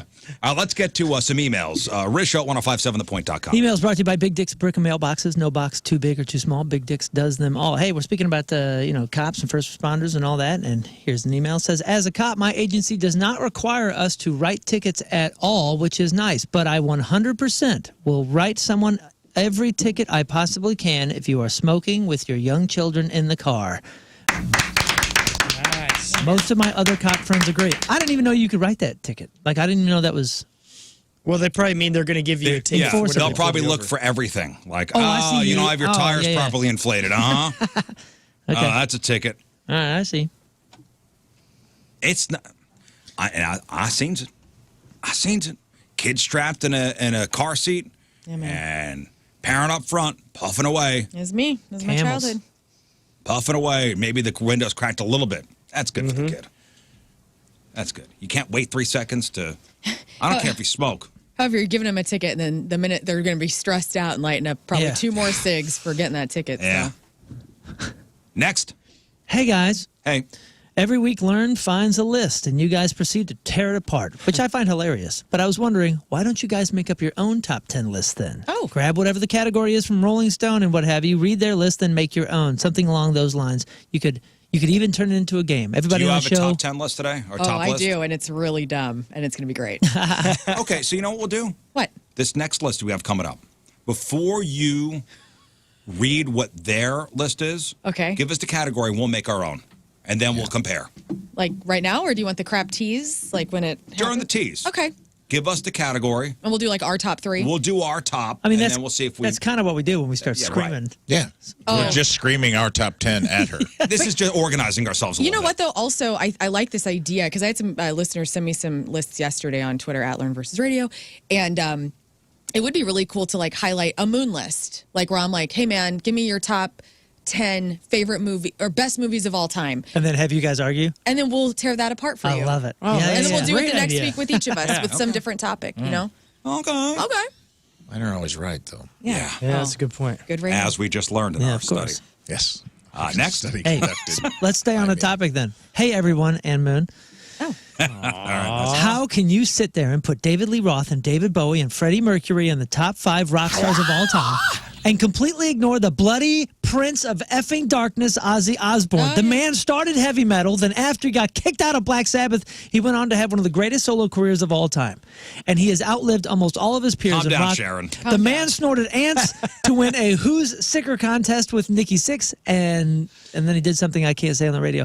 Okay, He- so he literally outpartied Motley Crue. He Okay. snorted cereal bags of cocaine. who'd you And if you put- sit there, you think David Bowie, David Lee Roth, Freddie Mercury, even in tell the you all same about it. universe as rock stars as Ozzy, you don't deserve to be on any form of Okay, rock radio. what? P.S. Stop Love it. the show and the new edition of Rafe and Learn 3 out of 5 Stop. stars. Who's the first people you mentioned?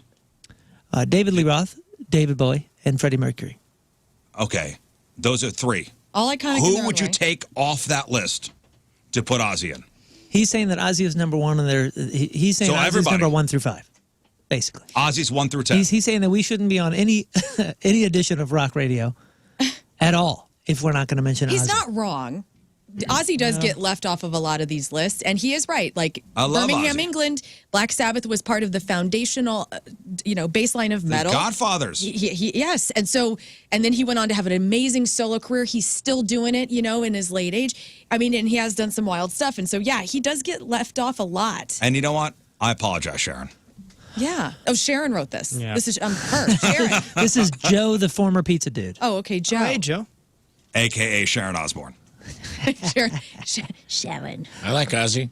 I did like. I love Ozzy. I did like his David approach. Lee Roth off that list, though. Hell no. Oh, hell no. That's the That was a mascot of this bad. show. That was a bad comparison.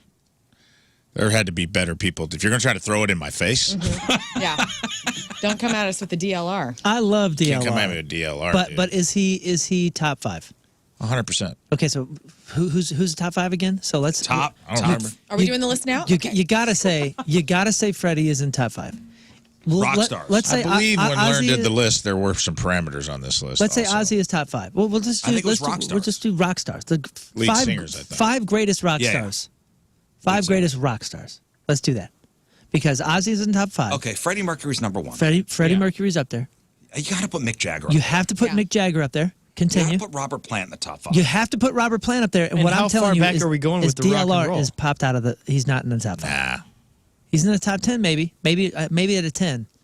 Because DLR there's is guys definitely in like the top 10. the guys Jerry Lee Lewis and Chuck Berry and all those guys that made the idea of how to do show. You know, like they turned up the show business in a whole new way. Wouldn't they be on this? Yeah, I would consider. Because they're the ones that everyone copied. Yeah, you're probably right. Yeah.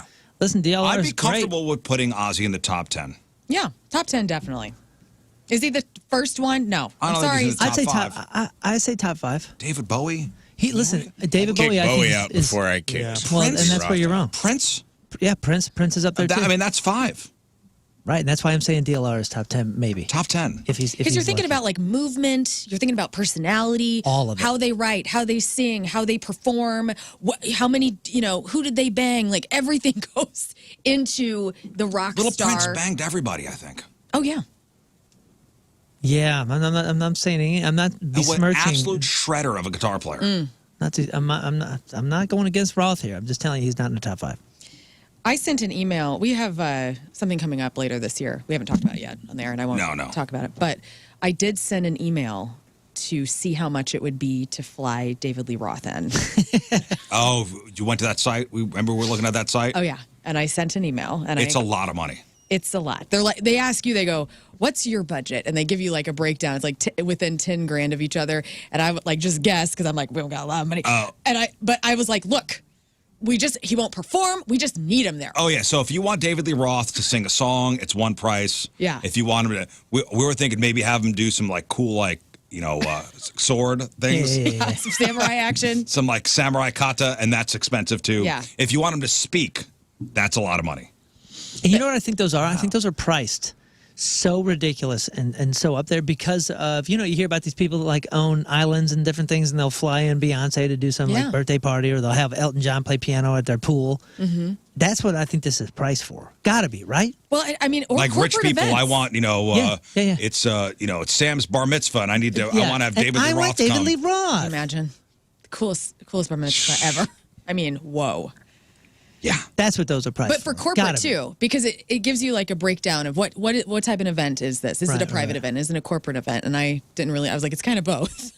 Didn't get a response. Right. Okay. Well, not saying it's out of the realm, but I don't think it's in our budget. What if David Just Lee saying. Roth's manager was For the like, good of the realm. Dave, this show has asked you to come hang out, and they love you and they talk about you all the time. And then what if he's just like, you know what, I'm gonna do it for free? Yeah. What if he's a Marin fan? Right. Well, we offered You know what, $420. dude? We'll give you $100. Yeah, I don't think that's going to cover it. You don't think so? No. All right, one more, Moon.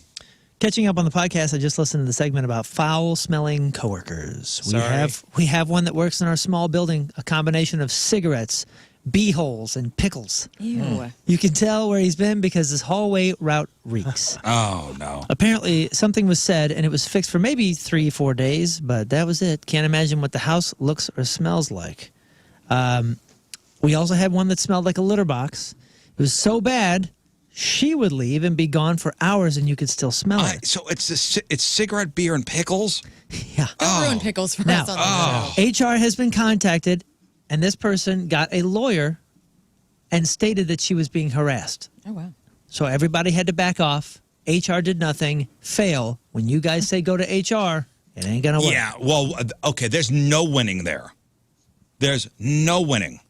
If you went up to that person by yourself and said, because our thing was, hey, if you got a stinky coworker that you're not close with, go to HR. They're trained to handle this stuff.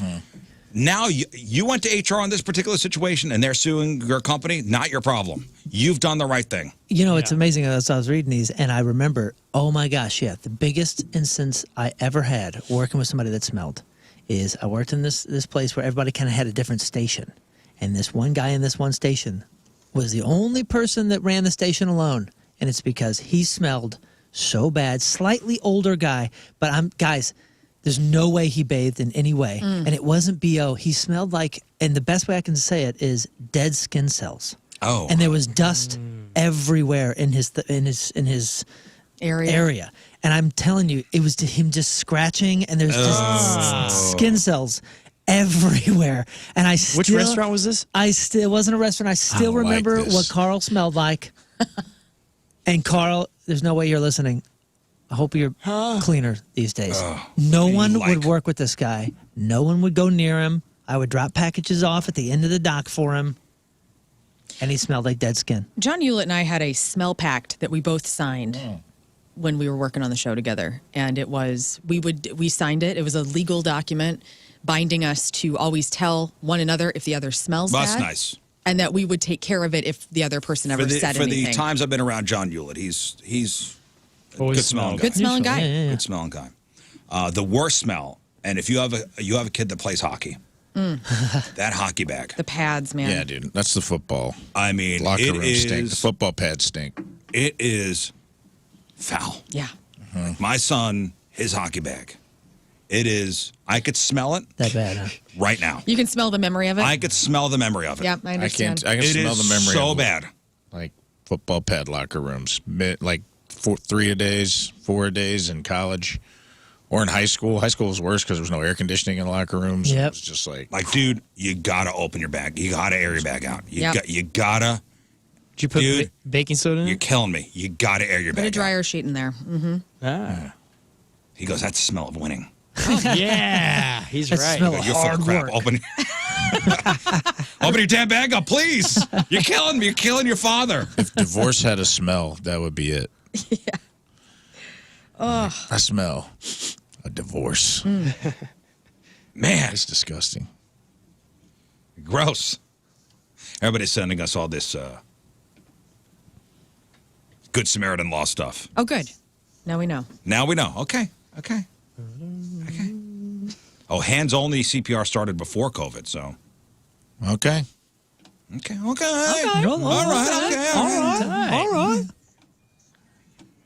All right, calm down, everybody.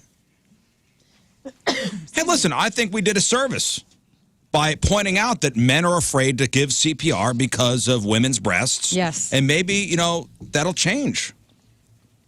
We got to point out the absurdness of life sometimes for it to change. Right. And here we are. 5 absurd people Yes. pointing out the absurdity of life. That's right. That's what we're here for. Crab on Celebrities next, 8:23, Tuesday, traffic and weather, Moon coming at you. Traffic brought to you by Worldwide Technology Raceway. Still a lot of racing left in 2023 at WWT Raceway. NHRA Midwest Nationals are September 29th to October 1st. Get your tickets now. Delays, 270 eastbound between 44 and Manchester. Average speeds down to 30 miles an hour. We also have a lane closed due to a crash, 270 eastbound at 255. Your point forecast, breezy and warm today, high of 87. Right now it's 62 at the Point Studio. Your point forecast is brought to you by CarX Tire Auto. All right, Lern, what do you got? Well, X gon' give it to you, or you're going to be giving it to X. Russell Brand fallout is happening. Jennifer Garner is the best. And we trash another list. This time, who is the coolest person of all time? Oh. And prepare why yourself. is it me? And prepare yourself. The coolest. That's all we're going to argue about in here, by the The way. coolest person of all time. Easy number Present one. company excluded, okay? Yeah. None of us are on the list, and I don't want to hear those jokes, Scott. Sorry. I was, all right. Well, Rafe, sorry, man. I was going to give you a shout out, but. Thanks, we got pal. that. We got your crappy birthdays. We got the porno birthday. All that and more next. And your Crab on Celebrity, stay there. All right, welcome back to the program. Crab on Celebrities here in just a moment. Today is September the 19th. Back in the day, 53 years ago, 1970, the Mary Tyler Moore Show debuts on CBS. 42 years ago, 1981, Art Garfunkel decides to let Paul Simon join him on stage for a free Simon and Garfunkel reunion concert in Central Park. Nice. About 500,000 Art Garfunkel fans showed up and millions more watching HBO. Thank you, Scott. You're welcome. Thank you. So ridiculous. 41 years ago, 1982, a computer scientist at Carnegie Mellon University, Scott Fahlman, became the first person to use the smiley and sad face, the emoticons, on the internet. He now regrets doing it, by the way. So here's the story. So Fahlman was typing an email to an online bulletin board. Yes, there were people emailing back in 1982. And he wanted to come up with a way for people to show that their tone was supposed to be funny, not serious. So he made a sideways smiling face out of a colon, a hyphen, and a right parenthesis. The first ever emoticon. People loved them and started using them. And they just kept spreading. And now, all these years later, he says he hates them.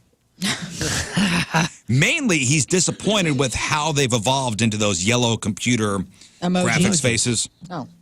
Quote, I think they're ugly, and they ruin the challenge of trying to come up with a clever way to express emotions by using standard keyboard characters. Nerd. Who cares?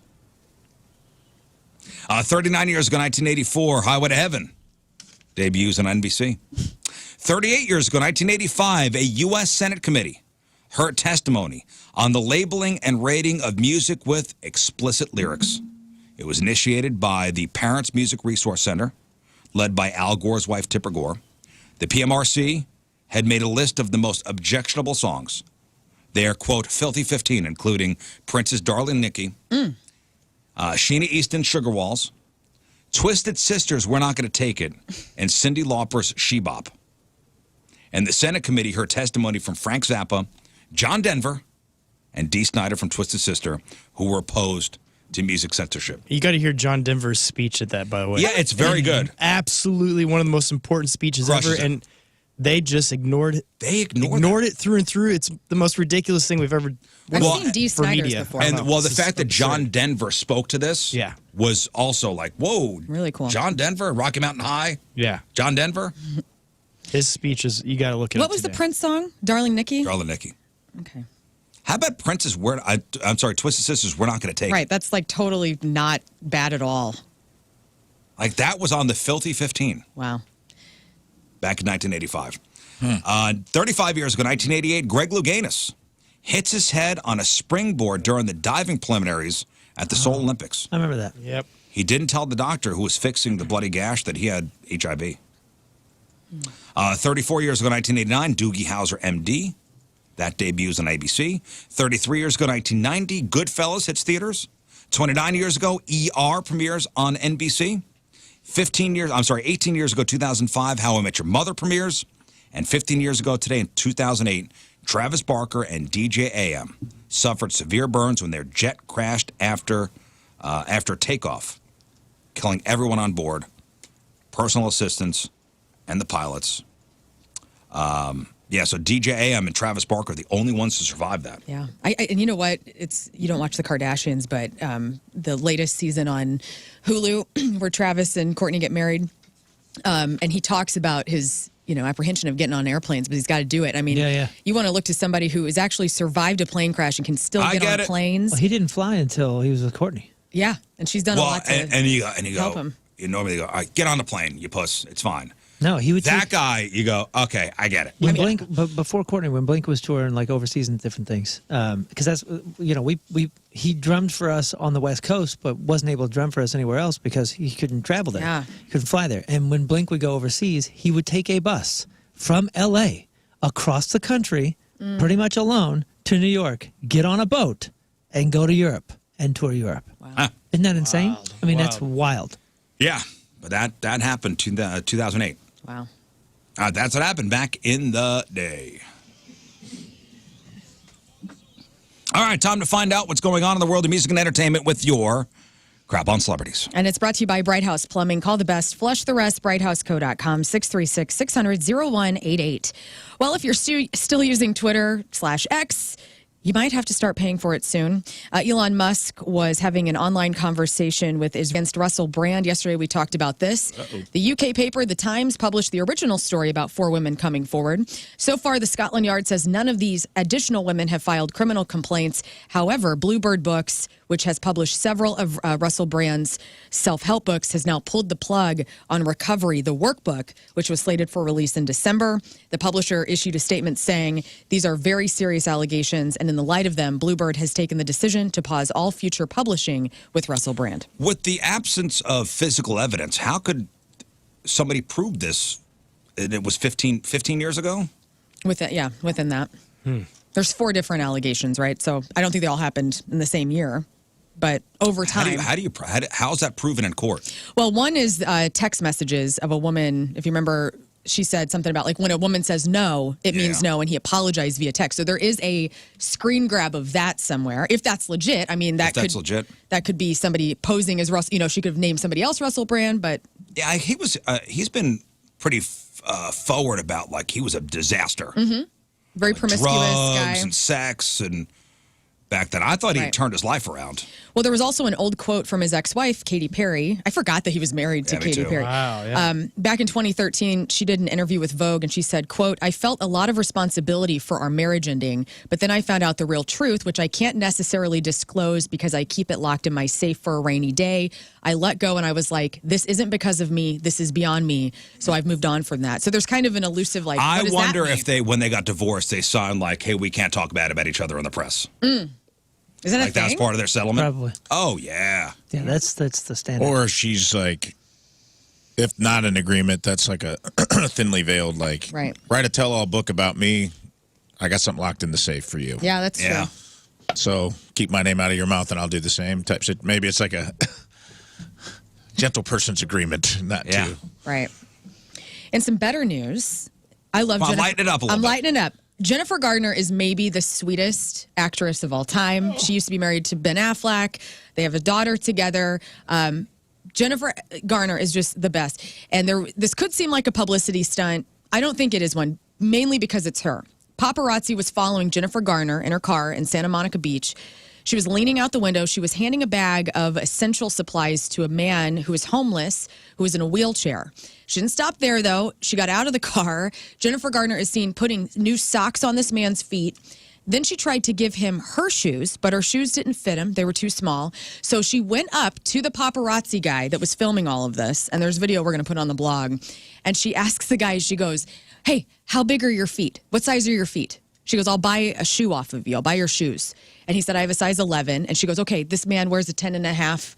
Can I buy your shoes? And the paparazzi guy filming goes, I'll just give the shoes to him. Oh, that's nice. It was really sweet. The paparazzi guy who continued to film this whole thing, which is kind of weird, gave him his shoes, his shirt, a blanket from his car, and his pants. This paparazzi guy was just like essentially down to nothing. Yeah, went to work and then came home naked. Came home naked. She's in his underwear. But you can tell at some point in the video, it's edited, Jennifer Garner asked this guy what his name was, and she was like, Eric, like she was talking to him. So I think there was an exchange that happened, like a pleasantries, and they both are just good people that helped this guy in a wheelchair who just needed new shoes. So really cool story. Is this true or not? So Jake on Instant Feedback says, Russell Brand divorced Katy Perry or told her over text message? Oh, I don't know. Oh, no. Add that to the heaping pile of crap that we now have. Whew. Keep him out of it. Yeah. The Writers Guild of America is going to resume negotiations with the studios tomorrow. In a statement sent to its members, the WGA said the WGA and the AMPTP now have confirmed schedule to bargain this week starting on Wednesday.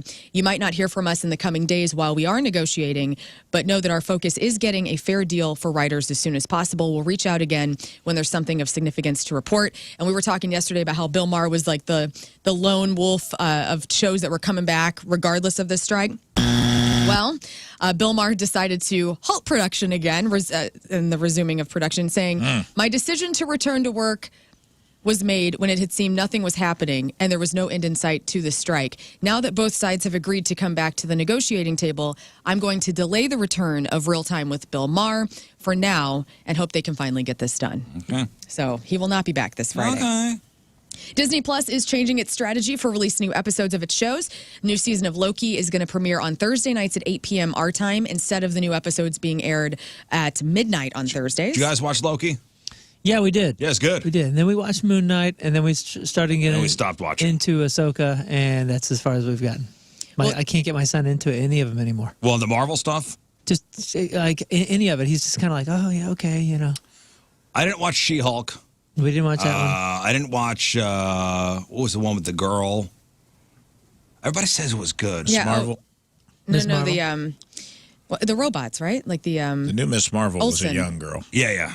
Then there was the that was on Hawkeye. Disney. Elizabeth- Hawkeye was good. Hawkeye, we Hawkeye was started and never finished. Hawkeye was very good. Well, Disney changed up for the latest Star Wars series, what you're talking about, Ahsoka. The streamer was successful by moving the premiere to an earlier time of 8 p.m. Ahsoka? Ahsoka? Ahsoka. Yeah, Ahsoka? I think so. I said it wrong the other day and somebody crucified me. I apologize. Ahsoka, I and feel we you, we started that, and it's really good. It's so much. She's very popular amongst Mormons. Ahsoka. I got it. Thank you. I don't get it. Ah, nice. so much better, by the way, than Boba Fett. Mormons practice something called soaking. Oh, no. I'm going to have to look it up in the break. Anyway, Jordan Peele is releasing Out There Screaming, an anthology of new black horror on October 3rd. It's a collection of short stories by 19 different black authors. Blink-182's new album, One More Time, is going to be out on October 20th. It is the band's first album with Tom DeLonge in 12 years. The follow-up to Edging is the title track. That will be out on Thursday. So good. What's the new They're back. one called? The new one is called One More Time. Okay. Katy Perry sold her music catalog for a reported $225 million. The deal covers her 5 albums released through Capitol Records. In other words, everything that matters. And so good for her. NSYNC is going to appear on Hot Ones on Thursday. If you love NSYNC, the group is reuniting for their first song in decades for the Trolls 3 soundtrack. So all those guys are going to be on Hot Ones. Man, Hot Ones. Anybody watch that? Yeah. Yeah. it's okay. The fact that it started just like a. Who was the first celebrity he got to just eat hot chicken wings? I don't know. Now that Everyone. guy's gotten every A-lister. Yeah, it's part of the. It's a part of the tour. It's part of the tour. I'm impressed with him as an interviewer, too, because he holds it together for every one of those people. He's very consistent. He asks basic questions. Yeah. But I know, but I'm just saying, as far as not fangirling out, like he's probably loves all these people that he has on there. And but he eats keeps what his they eat, composure. right? Right. Yeah. Oh, okay. Well, future gastrointestinal issues I see in this man's future. I mean, they just take like a bite, and Yeah. and usually the celebrities play along. It's a good show. If It they is a get good good show. people on there. I thought they had to like finish a plate or something. 'Cause they always seem like They go it's up like in dying level. and sweating. Honestly, the wings are just, A vessel for the hot sauce. and it's just a vessel for him to ask. It just breaks up the questions. It makes people on YouTube not turn it off because it's like, in between questions, they'll throw up like Carolina Reaper, and then they take one little bite, and then he just asks another interview question. Have you seen it? Because they go up a yeah, level. I've seen it. It's fine. They go up a level almost every question up until they get to the, this will burn a hole in your stomach. I just think right now at this point in my life, for some reason, I'm just not super curious about anybody that much anymore. Oh, to, man, to, I watch, to am. watch interview shows. It's become all, like it's all I take in. He's like the Johnny Carson of YouTube. Yeah. Like all the celebrities kind of, it's part of the junket. It's part of the tour. It's the tour. I appreciate it. Marilyn Manson will have to pay a $1,200 fine and serve 20 hours of community service after a plea deal was struck in the case where he was accused of spitting at and blowing his nose on a videographer. Manson appeared in a New Hampshire courtroom Monday to plead no contest to one charge of simple assault. The deal with prosecutors requires him to complete the community service within 6 months and inform New Hampshire authorities if he's going to do a concert in the state within the next 2 years. Man. Starting to think he's a bad guy. If you are security and all right, Carl, front of stage. Oh, Damn man. it. Who's playing tonight? You're agreeing with all the 90s moms, huh? All the 90s moms are like, I told you. I told you not to go to that Well, show. he was arrested once for putting his nuts on a security guard's head. Yeah, he's done a lot of He's done a lot of bad things I to was kind of security referring guards. to how abusive he was with the women, but Yeah, did you ever watch the oh my gosh, what's her name? Evan Rachel Wood documentary on wild. HBO? It is wild. Absolutely wild. I don't think I've seen that. Paul McCartney's launching a podcast. Just one last thing. McCartney, A Life in Lyrics. He's going to talk about all of the iconic songs he's written over the years. It will premiere on September 20th on all of the different platforms. And finally, who is the coolest person of all time? Okay, let's make our list. Okay. And I have a question, too. Is this living or can it be deceased? good question. Of all time. It's all time. Of all time. Yeah, she Okay, said here's of all what we're going to do. So Ben Franklin's on the table. Here's what we're going to do. We're going to go around the room. Everybody's going to give one at a time. No yelling. No yelling. And we're going to agree or disagree should this person be put on the list. Also, Shall this be in order? Second rule here, if your list has anybody on my list, you get a point. Oh, Yeah. Loser has to eat a jelly bean. pandering. Okay. Oh, wow, we're adding stuff. And I'm not playing. Oh, no jelly beans. Oh, come on, yeah. Oh, let's have a little fun. Come on. Scott's already I have an idea for we should have a page of punishments. Yes. Where every once in a while we have to do something off the page. Maybe once a week we have a contest internally where we have to do then something off the page. This is the contest for this week, buddy. And guess what? No. Jelly. Oh, come on. No, I don't want to do jelly beans today. Oh, I'll do it because I bet Scott's you. already getting I shot. bet you I got some people on this list. okay. All right, Moon, give your first one. My first one is Jesus. All right. Hey, no judgments. No judgments. I think that's a very good Did you guess. have Jesus on your list? I did not know. Very good guess. All right, I'm going to write all I your figured it names was down. covered in the room. Yeah, When I of get course. I mean, how can you? I mean, hello. I don't know, because I put Jimi Hendrix on my list, not Jesus. Hang on, we're not to your list I yet. did have a JC on my list. That's fine. Who else you got, Moon? Johnny Cochran? No, we're going to go around. sorry. We're going to go All around. right. Yeah, We're yeah. gonna go around. I think you're Is- going to be surprised by the rest of my list. Jesus. Okay. Gandhi. God. Brave. Oprah. David Lee Roth. All right, David Lee Roth. Before anyone takes it away from me. Scott? Well, he said mine, but I'm going to go with Moon said it. Then I'm going to go with John Candy. John Candy. Rizz? Yes. Jimi Hendrix. Your number one is Jesus. Your number two is John. It's all JC's. Technically, JC. He won't. It's all JC's on this. I love it. technically, I was like, well, Jesus is the go-to, so everyone else will have it. So Go my ahead. first My is num- actually John Another one. Candy. My number two is Da Vinci. Okay. Wait, who'd you say? It's Jimi Hendrix. Oh, that's right. Okay. Rafe, Well, it's my turn. coolest person ever. James Dean. James. Ooh. All right. Scott? Weird Al. All right. A little That's weird. on the list. No one on the list yet, huh? Or are you waiting till Oh, the I'm end? waiting. She's waiting. Okay. Rizz? Elvis. Okay. Yeah, he's on. He's probably on there. Moon? See, I wasn't thinking just entertainers. My number three is a duo, and it's Ann Sullivan and Helen Keller. That's That'll two for people. sure Were be they- on Oh, wait, there. wait. Ann Magic Sullivan. group? Was that her? Ann Sullivan was her teacher. I got you. All right. I think. Okay. Oh my All gosh. right. Rafe? You're wild, Coolest dude. freaking people on earth. You guys are wild. I see it. To Just ever the live? hall of cool people. There's James Dean and his leather jacket. Right. And, Helen then Keller's Helen over here. Keller. Next to Jesus. Give a thumbs up away from the camera. Man, are you kidding me? The adversities that these people like had to Okay. deal with. Like, come on, Hey, man. we're not arguing this. It's your list. Helen Keller. Helen Keller. Rafe, yes. what do you got? Go. Willie Nelson. Willie Nelson. All right. Rizz? Scott goes. Oh, Scott. Steve McQueen. All right. It's a good one. Good one. Thank you. Matthew McConaughey. Matthew McConaughey. Oh, that was on my list. I'm going to take it Do off. we just want to stop at 3? No. Oh, Colonel oh. Chamberlain of the 20th Maine. Who? Who? Will Chamberlain? hell? Joshua Chamberlain, Not on the list. 20th Maine, Union. You need to take Union a handful Colonel. of jelly beans in it. With this no, ridiculous. that dude. No, man. He volunteered for the Union service. Come on, man. You're a ridiculous person. You Paul are a ridiculous Revere. person. What the hell are you talking about? That's not mine. Colonel Chamberlain. Of the 20th Maine, sir. Rafe. I'm going to say Lady Gaga. Lady Gaga. Okay. King. Aretha Franklin. Ooh, very cool. Thank you. Aretha. Rizz. Clint Eastwood. Oh, Clint Eastwood's cool as hell. Dang. Oh, dude. Good, bad, and the ugly. It was cool. He's kind of Those are sounded rad. cool. Moon. Robin Williams. Okay. Oh, wow. Oh, you like that? Decent answer. Rafe. Don't be a jackass. Jack Nicholson. All right. King. Did we say Dolly yet? Dalai Lama. Parton. Dolly. The other Dolly. Oh, yeah. There's two All of right, them. very Dolly good. Lama or Dolly Dude. Parton. Rizz. Nobody said Bruce Lee. I have Bruce Lee as an honorable mention. Ooh, man, Bruce Lee is cool as hell. Yeah, I have All him right, I as think an that's- honorable mention. You think that's is good? anybody else? Is there a glaring omission? There's a glaring Alf. omission of Cassius Clay, the original Cassius Clay, the abolitionist. The dude, like, literally inherited his father's plantation and You're freed not talking about Muhammad Ali? and freed all of his slaves. George and everything. Washington That's who he- I'm sure he's cool. That's who he was named Nobody. after. That's not going to be on this That's who list. he was named after. That's not going to be on this Okay, list. now listen to Washington me. Carver. All right, Now, guys. listen, John wait, wait. Quincy Adams. Yeah. No, Mark okay.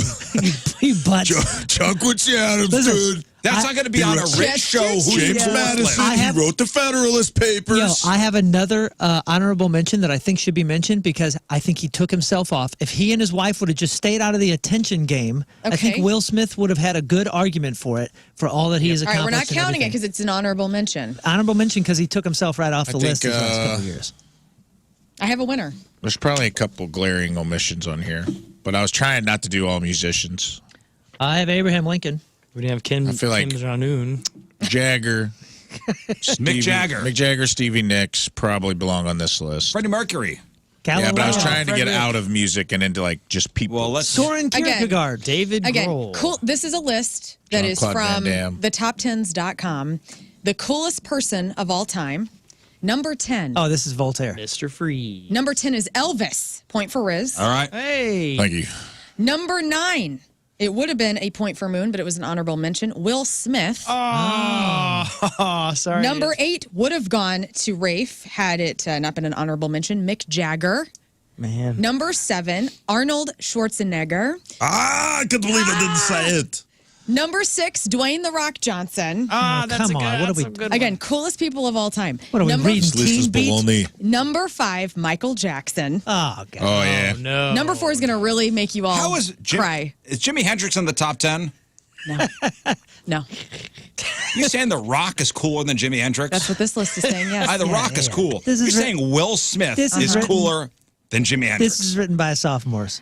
Number 4, you You're guys. saying Hey, Will Smith is cooler than the original You- Cassius Clay? You guys should all. The abolitionist himself. You should all be ashamed of yourself. You're because saying Will Smith is cooler than Colonel Chamberlain? I'm not saying it. Guys, number 4. J.Q. Adams, wheels are check off. again. The wheels are off. Sorry, guys. God. Number 4, Chuck Norris. Oh, I said. Okay, all right. I'll give you that. That's Chuck. a That's Walker, good. Texas Ranger. Hero alert. Number 3, Eminem. What the hell? Who did this? Number Love that 2, guy. Who said is coolest. it? What are we doing? Number 2, What are we talking about? Bruce not even the Lee. We're coolest talking about rapper. Earth, right? Bruce Lee. So Rizz got 2. He got Bruce Elvis Lee. and I Bruce said, Lee. I said Bruce Lee. There he is right there. And the Cousin Brothers number 1 is, in fact, Jesus Christ. course. There we go. Yeah.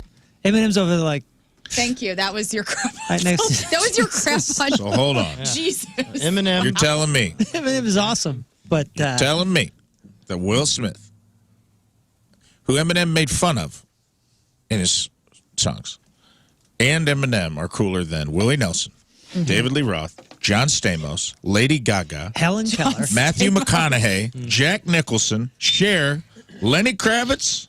Lenny Kravitz. Kidding me, dude? Dude, John Hamm. That's why we trash these lists. Lenny Kravitz. I'm sorry. It had to be done. Eminem. This was the best list of the year. Who I like. so far.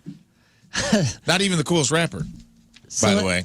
Celebrities celebrating a birthday. Tegan and Sarah. Tupac is cooler than Eminem. Way cooler. Oh, damn. Biggie is cooler. Yeah, buddy. Jay-Z is cooler. 43. Jimmy Fallon is 49. Trisha Yearwood is 59. Sherry O'Terry is 61. Jeremy Irons is 75. And Bill Medley from the Righteous Brothers is 83. Jeremy He's Irons, cool. by the way, I just started watching that Flash. It is not great. It is not great. But I forgot. Flash movie? Yeah, and I haven't really seen any of those Justice League things, so I didn't know that Jeremy Irons was Alfred. Oh, yeah. And he's like the first person in this Jeremy Flash Irons movie.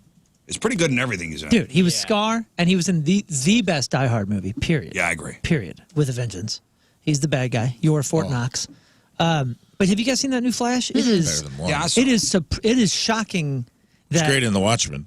it is shocking that dude was involved in all that he was involved in, and they have some like really intensely off-color sort of jokes that are kind of in the world of that dude's trouble. You know, I agree with Moon that Die Hard with a Vengeance is probably the best one. Definitely. Maybe because I saw it the most. Maybe it was on the most. I saw it all the time. Maybe Showtime was playing it all the time because I've seen it at I least. mean, it 100 got the times. Sam Jackson bump, but one was pretty You know good. what, and you know what I could equate that to? One saying was that great. saying that Rocky IV is the best Rocky. One was Maybe great. for the same reasons. Because that kind of hit in my wheelhouse. I'll acquiesce to that. One was great, but with the Vengeance, you can watch 4 times a year, and it's still like, damn, this is an entertaining movie. Yeah. This entertains me perfectly every single time. Yeah. Today's porno birthday, which is being brought to you by Patricia's, where fun and fantasy meet, is Alexandra Silk.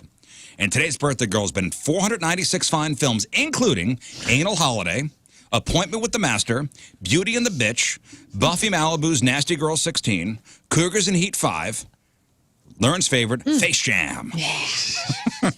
Lenny Kravitz. Lenny Kravitz is the coolest. I mean, Michael Jordan, Space Jam. Oh, yeah, I know we Michael said Face Jordan. Jam, Face different Jam. movie. Yeah. Legendary Lesbians, Rump Man in and out of Africa. She was in Wild and Horny. And who can forget her role in 1996's The Clock Strikes Bazaar on Butt Row. Alexandra Silk is 60 years old. That's your porno birthday. Those are your crappy birthdays, and that was your crap on celebrities. Yeah. We were overlooking some glaring character flaws in a couple of those people, too, by the way. That's okay. Yeah, I was Hey, trying they're to, the cool. just coolest. trying to consider some of Cool. that. Depends on who you ladies. ask. And that's why I took Will Smith off. Jesus. Okay. Up after the break, sports. Scott, it's time. Dead man walking. That's okay. I don't. we Even can put it on- Jesus if was you- like, Lenny Kravitz? Yeah. if we don't need time today, John Candy?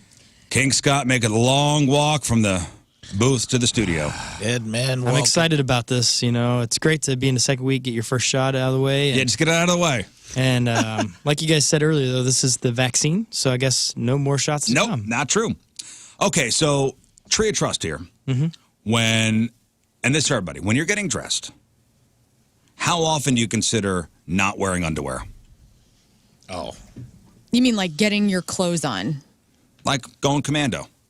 Like For the day. going to work? Am I considering When you're not wearing getting underpants? dressed, how often do you consider not wearing underwear? I never not consider. I'm always wearing underpants. 0%, sir. 0%, me too. Yeah, Zero. zero. You know me, dude. I never nude. Taking a layer off? No way. Now, if Jeff were here, Jeff every once in a while would not wear underwear. Yeah. Yeah. I love my underwear. I go all out. I spend good money on Me my too. underwear, and there's good reason. Underwear matters. Take care of yourself out there, man. Wait a minute, Jeff. How did you know? Would Jeff tell you guys like, "Hey guys, I don't have underwear on today"? What is your? Yeah, he would always claim commando, which I think he I was. believed him. I think, mean, oh yeah, I did too. But I think he was more commando in younger life, and the older that he got, he was like doing that. Yeah, the less he and wore Umbros, the more he started putting underwear on. Now it's also That's to be good. to be fair. to be fair. To be fair, for a number of years there, we were shooting each other as we are going to do today with that. So going commando that's Yeah. dangerous play. Yeah. In a new poll, 40% of people say they never go commando. And while 7% of people say they always go commando. Most people go back and forth. I mean, I have not worn underwear leaving the house. I've done it. Well, yeah. Really? Like I would say, like yoga pants. A lot of women don't wear underwear with yoga pants. In the Yoga- last 10 years, have you done that? A handful of times. Maybe on a Sunday, I got like thinking warm-up about pants that. on. And no undies on the wall? Yeah. Wow. I can't. That's not how I work No, down there. no.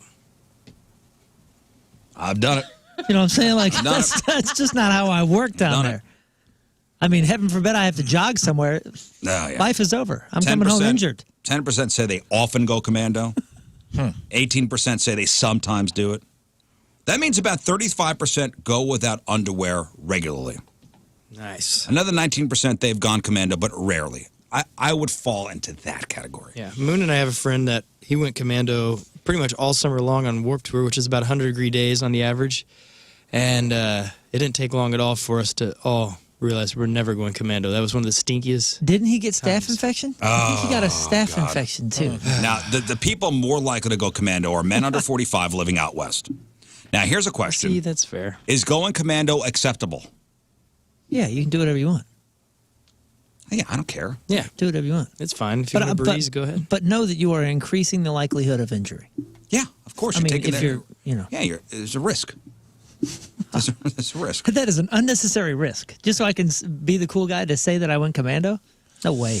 All right, Scott. I think people are lying. I think so, too. I think it sounds it's like cool. a cool thing or I say something. it's 15% tops, and everyone else is like, "Oh, me, yeah, dude. Oh, yeah, I hang out with my wang out, dude." And I'm like, "Do you?" Because the zipper hurts, and also, man, you get above a certain age, you better not trust a fart like that. You can't just go out with need to one have layer another on. barrier. Yeah, you got to have something that at least if there's a mishap, you got a layer to peel and toss in the trash can. That's the only time I've gone commando. make any You know what sense. he's talking about. I know what he's talking about. We've all trashed a pair. I know. Spend the money, by the way. So more recently than others. Spend the money. I know I stand on this soapbox all the time, but spend the money, man. Go all out. Buy a $40 pair of underwear. It'll change your life. It makes a difference. Don't get that pack crap that's stretched out in 3 hours. What are you doing? These are your boys. Take care of the boys. Be a man. Boys. Be a man. Be a All right, man. boys.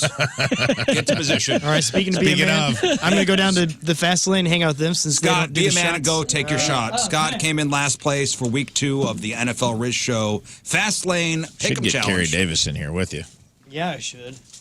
So Scott's going to take his one shot. We've officially put Don't Scott hit the as- leather Kevlar of the Wrangler. He won't even feel that. Scott's been officially marked down as having one loss for the season. Ready, buddy? Here we go. 3, 2, 1. Oh, boy. Yeah, left cheek. Yeah.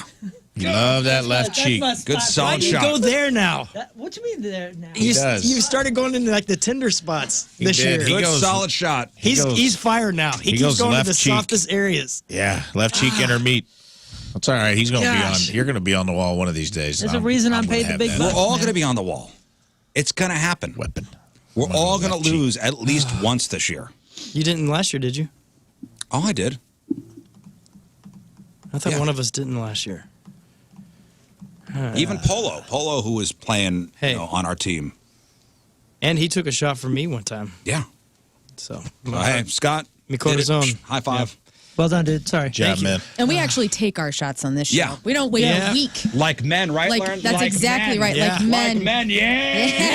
Yeah. We're up to date on our shots. All right, let's do sports.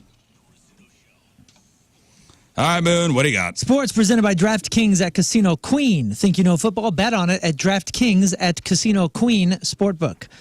He did it. Adam Wainwright He did did it. it. One of the Cardinals' all-time great starting pitchers finished 7 scoreless innings for a 1-0 victory against the Brewers at Busch. When Marmol left the mound in the 7th, Wainwright retired the next 2 batters he faced to carry a 1-run game through the 7th inning. Relievers King and Helsley got the last 6 out to assure Wainwright Thank went you, down in guys. history to win 200 games for the club. How Nice. cool is Hey. that? Congratulations, Big Wainwright. shout out to the offense for showing up and helping Wayno Yeah. out. Yeah. Getting that That's one great. big run for him to sit on through the 7th. And you see that I think it's only 118 or 19 people have ever reached the 200 win marker. Really? So it's incredible. That is cool. That is cool. And I he think- should be on the coolest guy list. I think I got a couple things here. Okay, here's Jamie Rivers throwing out the first pitch. So he threw Yeah. out the first pitch for last night's game. Jamie, we can't wait to see you get started. Great first pitch. A lot better than Brad's, by the way. Good luck to you in the Blues. Can't wait to watch you. Oh, I guess he was in the booth. Burn. good. Burn. Final call. Popped him up. And then it's out. Adam Wainwright, welcome to the 200-win club. That's nice. That's so cool. Okay. The Blues are going to have a new captain after all. Last night, the team announced that the team will announce its 24th captain in team history today, this morning to be exact. It's going to be Braden Shen. I would be so surprised if it's not. Well, there's been a vacancy created, obviously, since the departure of Ryan O'Reilly last season. Training camp starts on Thursday. I would be shocked if it's not Braden Shen. He had the A last year. So, we'll see. What did they say? What time? No, I just said this morning. I didn't see a time for Okay. it. Might have already happened. I don't know. I've been looking, but I haven't seen No, I anything. haven't seen it yet. Joe Buck's quote was, "I am told that the replay of Nick Chubb getting injured is not to be seen." A groan from the Pittsburgh crowd probably told everybody exactly what they needed to know without the replay. You want to hear it again? Chubb was carted off. Yeah, it's bad. But This happened here's last the night audio. during the Browns-Steelers game. Here's Chubb trying to pick his way inside the 5, and he does. And the last thing any Browns fan wants to see, Nick Chubb holding his left leg. Oh, boy. I am told that the replay of Nick Chubb getting injured is Well, they saw it in the not to stadium. be seen. Yeah, we're not going to show it. It's as bad as you can imagine. They just showed it on the big screen here in Pittsburgh, and the crowd gasped. Yeah, we showed it on the show, so if you missed it, just watch the YouTube after the after the show is closed up because, yep, Rizz hadn't It's my seen reaction. it. And we got Rizz's reaction, a classic Rizz show style. I Love almost doing went that. down. And it is one of the worst injuries you've seen. Speaking of one of the worst injuries, we went from up by 1 to losing by 1 to the fast lane in the NFL Pick'ems. I won Sorry, the guys. week with 11. Riz, Rafe, and Lern all tied with 10. King Scott at the Hurt bottom us. with 9. Now, Kerry Davis still is owed his shot to be updated, to be up to date on his shots from last week. But BT lost this week for the fast lane. So, guys that are watching and following, make sure you're watching the fast lane to make sure they're taking their shots. You hear me, Brad Thompson? That's right. I'm mooning BT. I'm mooning that's your sports because doing the bull dance, feeling the flow, working it. BT. Big Tushy. Big tush. Where's that big tush? Big tush. Bring that big tush to the Good nation. song, man. Everybody did well, by the way. What was that? Everybody did well, man. Like, I mean, the losers had 9. Like, that's a pretty decent. Everybody week. did do good, but some people did gooder. Yeah, we're playing game. I mean, we're playing okay games. Yeah. We're leaving it all out on the field. We're trying 110%. All right, we got some food news after the break. Hey, I'm throwing out the Rizz Show Eagle Call. Eagle call. Well, it's not too late to join Team Rizz at this year's Zero Prostate Cancer Walk and Run. Yeah. Coming up next Saturday, September 30th, Tower Grove. So join us and fellow weirdos. Walk or run in memory of our buddy Jeff Burton. Help raise funds that drive research and provide critical services to help prostate cancer patients. And if you can't make it next Saturday, you can still make a donation. Help Team Rizz reach our fundraising goal and help fight prostate cancer. Sign up or donate. Right there at 1057thepoint.com. It's powered by our buddies at More Choice Jewelry, the exclusive jeweler of the Rizz Show, ninjabling.com, and by SSM Health. Don't wait to protect your prostate health. Get started with a simple PSA screening. Visit ssmhealth.com/prostate risk. Just a bit of food news before we hit our final break. We were talking about Hot Ones. Yep. You know, the YouTube show. Well, spicy Hot Pockets have arrived, and Hot Ones is partnered with Hot Pockets. Hot Pockets has done spicy before. When was the last time you actually had a Hot Pocket? It's been a while. I'm sure it was on tour. At least 15 years. I love Hot Pockets. I did too, man. The ham and cheese The ones. ham and cheese. I don't eat ham anymore, so I haven't had them in like 13 years. That's my problem, I guess. But they don't have any like vegetarian options. Yeah. So they have a They have a broccoli cheddar. Are you sure? I'm not, We both said I'm it at the not same sure. time. I'm assuming. We've talked about this before, and I feel like we looked it up, and it was a dream that both of you had because No, I look in the thought they freezer had section every time. Maybe it was chicken broccoli and cheddar. Let's see. It says discontinued. Did it really say that?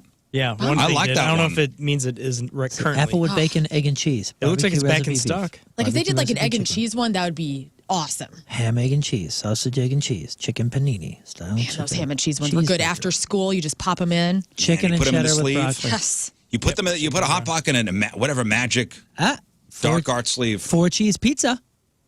Perhaps. Show me schnooks. Doesn't have it.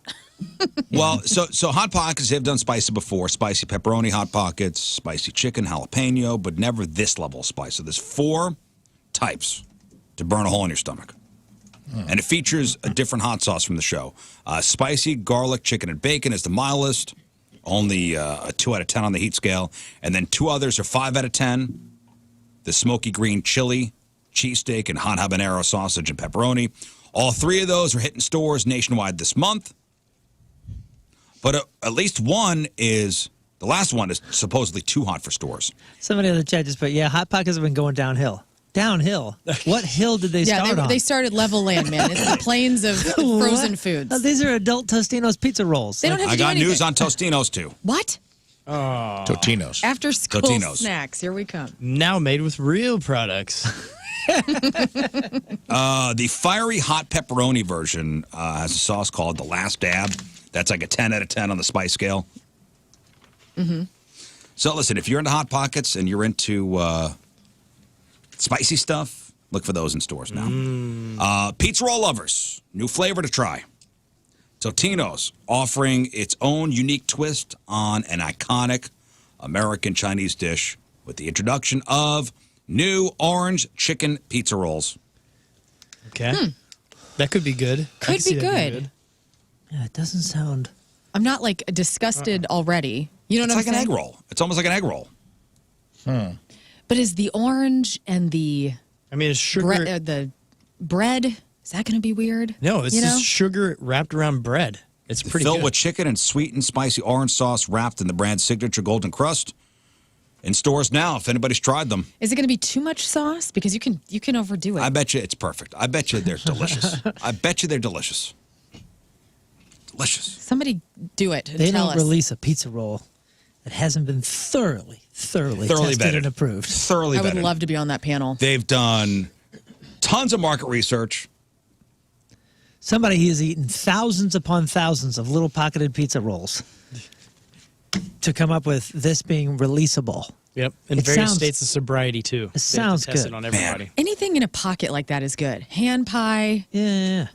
pizza roll, hot pocket, Yeah. empanada. I'm telling you, there's nothing better than those panzerata or whatever that I was walking around Italy with. They're just like a sweet pizza rolled into something you can hold. Calzone. God, Yeah. All those things are also very good in a deep fryer. Mm-hmm. We had a little countertop deep fryer in college, and we used to toss all of it. Hot pockets, Man, microwave burritos. To have a deep fryer in college, woo! It was just one of those little ones. Heaven. It's called a Fry Daddy. And it sat on the yeah. counter. It was little. You just When'd you change the oil out? Never? probably never. Probably never. That this never. thing. Look at this. Look at this. It's like a cheese pastry thing, panzerotti. Panzerotti. It's this little Aren't those expensive cars? handheld. Yeah. Yeah, it's a handheld like turnover. Yeah, it's like a pizza. Turnover. Yeah, but it's like sweet and Italian. God darn I it! want to try Pocketed this right foods, now. All right, man. calm down. I got We have this in St. more Louis. food news here. Artificial intelligence has just come to take somebody's job, whoever creates new flavors for Coca-Cola, because Coke just released the latest limited edition flavor in its quote-unquote creation series. This one is called Coca-Cola Y3000, and it's supposed to taste like Y2K. the future. Oh, close. Oh, Interesting. yeah. Dippin' Dots. Cool, The man. future. What does the future taste like? Yummy. And this is appropriate. The recipe was created by AI. Oh, boy. They haven't revealed what's in it or described the taste. They say the flavor profile is 85 to 90% Coke with a 10 to 15% twist of something unexpected. 9-volt Neat. battery. yeah. Used Band-Aid. Cool. Whatever AI said. Whatever AI said to put in Radioactive it. waste. Could be. Could be. Sounds good.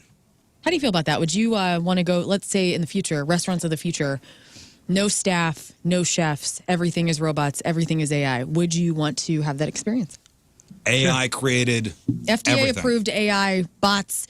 There's a menu. Like I know you there's order not it. like broken glass. You- AI thought they should put broken glass in my hamburger. They might go rogue. I don't know.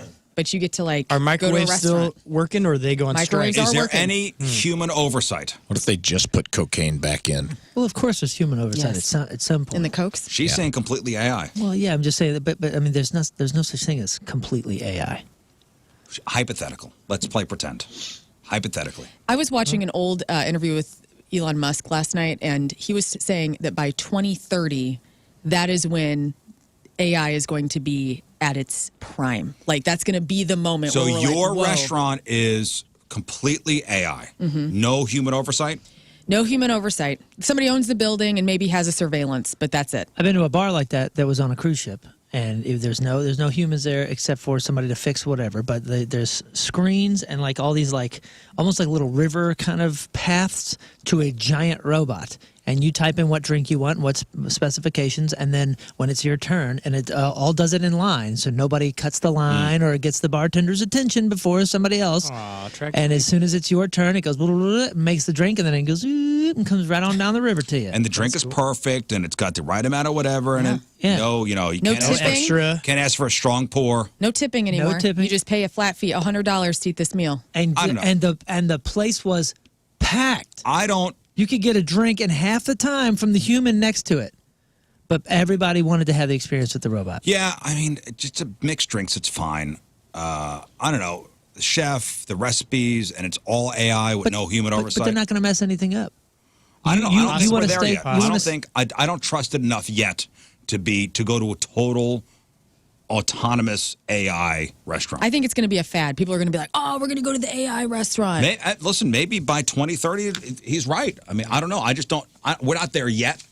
Yeah. I thought you were just doing a hypothetical, like if now were the time that was now standard. If it's a dining experience like Bull Rush downtown is a dining experience where you pay. I'm not going first. So you would wait it out to see how people would. Bull Rush is it's where they come out and it's like the fancy dandy one. Oh, it's so cool. Yeah, they cook in front of you. It's a great place. You know, the only thing that I would miss, and I talk about like Bristol right down the street and those kind of like career wait staff. Mm-hmm. The only thing I would miss would be going to a place like that, which I love, and I know not everybody does this, but I would say, hey, what's the best thing on the menu? Like, what's your favorite? What would you suggest? And they're like, what sauce? What dressing? And I go, whatever you think. That was part of my experience, so I would miss that in the robot. That's part of the experience going to a place like that. Yeah. Yeah, right. Because the robot will tell you exactly what they need to do to get rid of inventory. Push the fish. Or maybe it'll be. I don't know why I made robot like that. What if it's an AI though? Salmon is to die for. Like those robots that were at the NFL game last week that were in the stands. So let's say that's what comes out. Like you still have a person, in quotes, coming out, a chef that just made you the meal that has a personality that is seamless. This is what, and you can ask it questions. Yeah, but again, you can't trust it because it's just going to be like Google that you think is just a search engine, but it's not. It's an ad revenue thing. So they're pushing 30% of, or something like 56% of all your search results are literally going back to Google products. Listen, so it's an ad machine. Mm-hmm. I'm not going to be the first person. That's all I'll say. Yeah. Okay. I'll wait to see what everybody else says about it, and then I'll make my decision. All right, we're going to take one final break. We'll come back and wrap her up. See Carrie Davis walk in. Yeah. I owe something. So yes, you are owed an airsoft gunshot after losing week number 1. I have an issue though. I don't know who was more. Moon is excited. He's over there shaking the gun. Rafe came into the lunchroom and was thrilled to shoot me. It feels a little personal. It's weird. It's weird. Listen, it's not personal. I took my shot. Okay. And I felt very alone on the wall. I felt like I was alone on the wall, and I was like, I should have a partner here beside me. Okay. Let's talk about that. Alone on the wall. Nobody from ESPN joined Carrie Davis in here today. They aren't cowards. Absolutely. I am a man of my word. Carrie, so. if you want to be on our team, we will take you. No, we're winning. We'll trade King Scott. We're winning. Weird time to get traded. In case you all didn't know. Hey, now that you're up 2-0, you want to switch sides? Nah, I'm good. I'm good. All right, so Carrie Davis is here. He's going to take a shot from the airsoft gun. I'm playing the gun like a tambourine over here. I'm so excited. He's thrilled. And it's not that I'm excited to shoot you personally. I'm just excited to shoot somebody outside of It's our team. 100% that he's excited to shoot you. think it is. No. It's not Don't somebody let him talk outside his the way room. out of this. He's You are excited my- to shoot everybody. You are my favorite guy down from the hallway that's won a appreciate Super Bowl before. Say that Yes. to Randy when I he's might be the only one. All right, Moons, today's Pappy's recapping. Brought to you by Pappy Smokehouse, celebrating 15 years locally owned, world famous, 2 locations, including Highway 70 and Red Rivers Mall Drive in St. Peters. Check everything out on the blog and the podcast. The podcast title today is "Goats Would Be Great at Poker." Okay. All right. Carrie, if you would, up against the wall right. over here. Learn if you get him into position. Just put your hands on the glass. And you're not in jeans, are you? Hey, Moon, this is the first time you're shooting a Super Bowl champion with an airsoft gun? This is the first time. Congratulations, This is the first time I'm shooting anybody with an airsoft gun outside of the show. Oh, awesome. I mean, What about this is- Polo? this is- Oh, you shot Polo. Well, okay, Polo's a friend of the show. So before you shoot him, I do want to shout out the Team Rizz member of the day, brought to you by Hot Shots from Staunton, Illinois. Michael Corby is our Team Rizz member of the day. So we're going to shoot Carrie and go right into his song. Gary, you got to put your hands down, man. It makes it so much sadder when they're up high like that. What? Stick out your tush. Yes, stick it out. Stick it out a little bit. In your cotton pants. 2, 1. I thought it was going to the other cheek. Yeah, that's what he does. That's how that's done. He always goes left cheek. I thought it was going to the other cheek. Thank you, Carrie. I was expecting the right one. And Yeah. left. That was a little bit off. All right, his Donnie's next. signature move. All right, we'll see you tomorrow. Goodbye. Bye.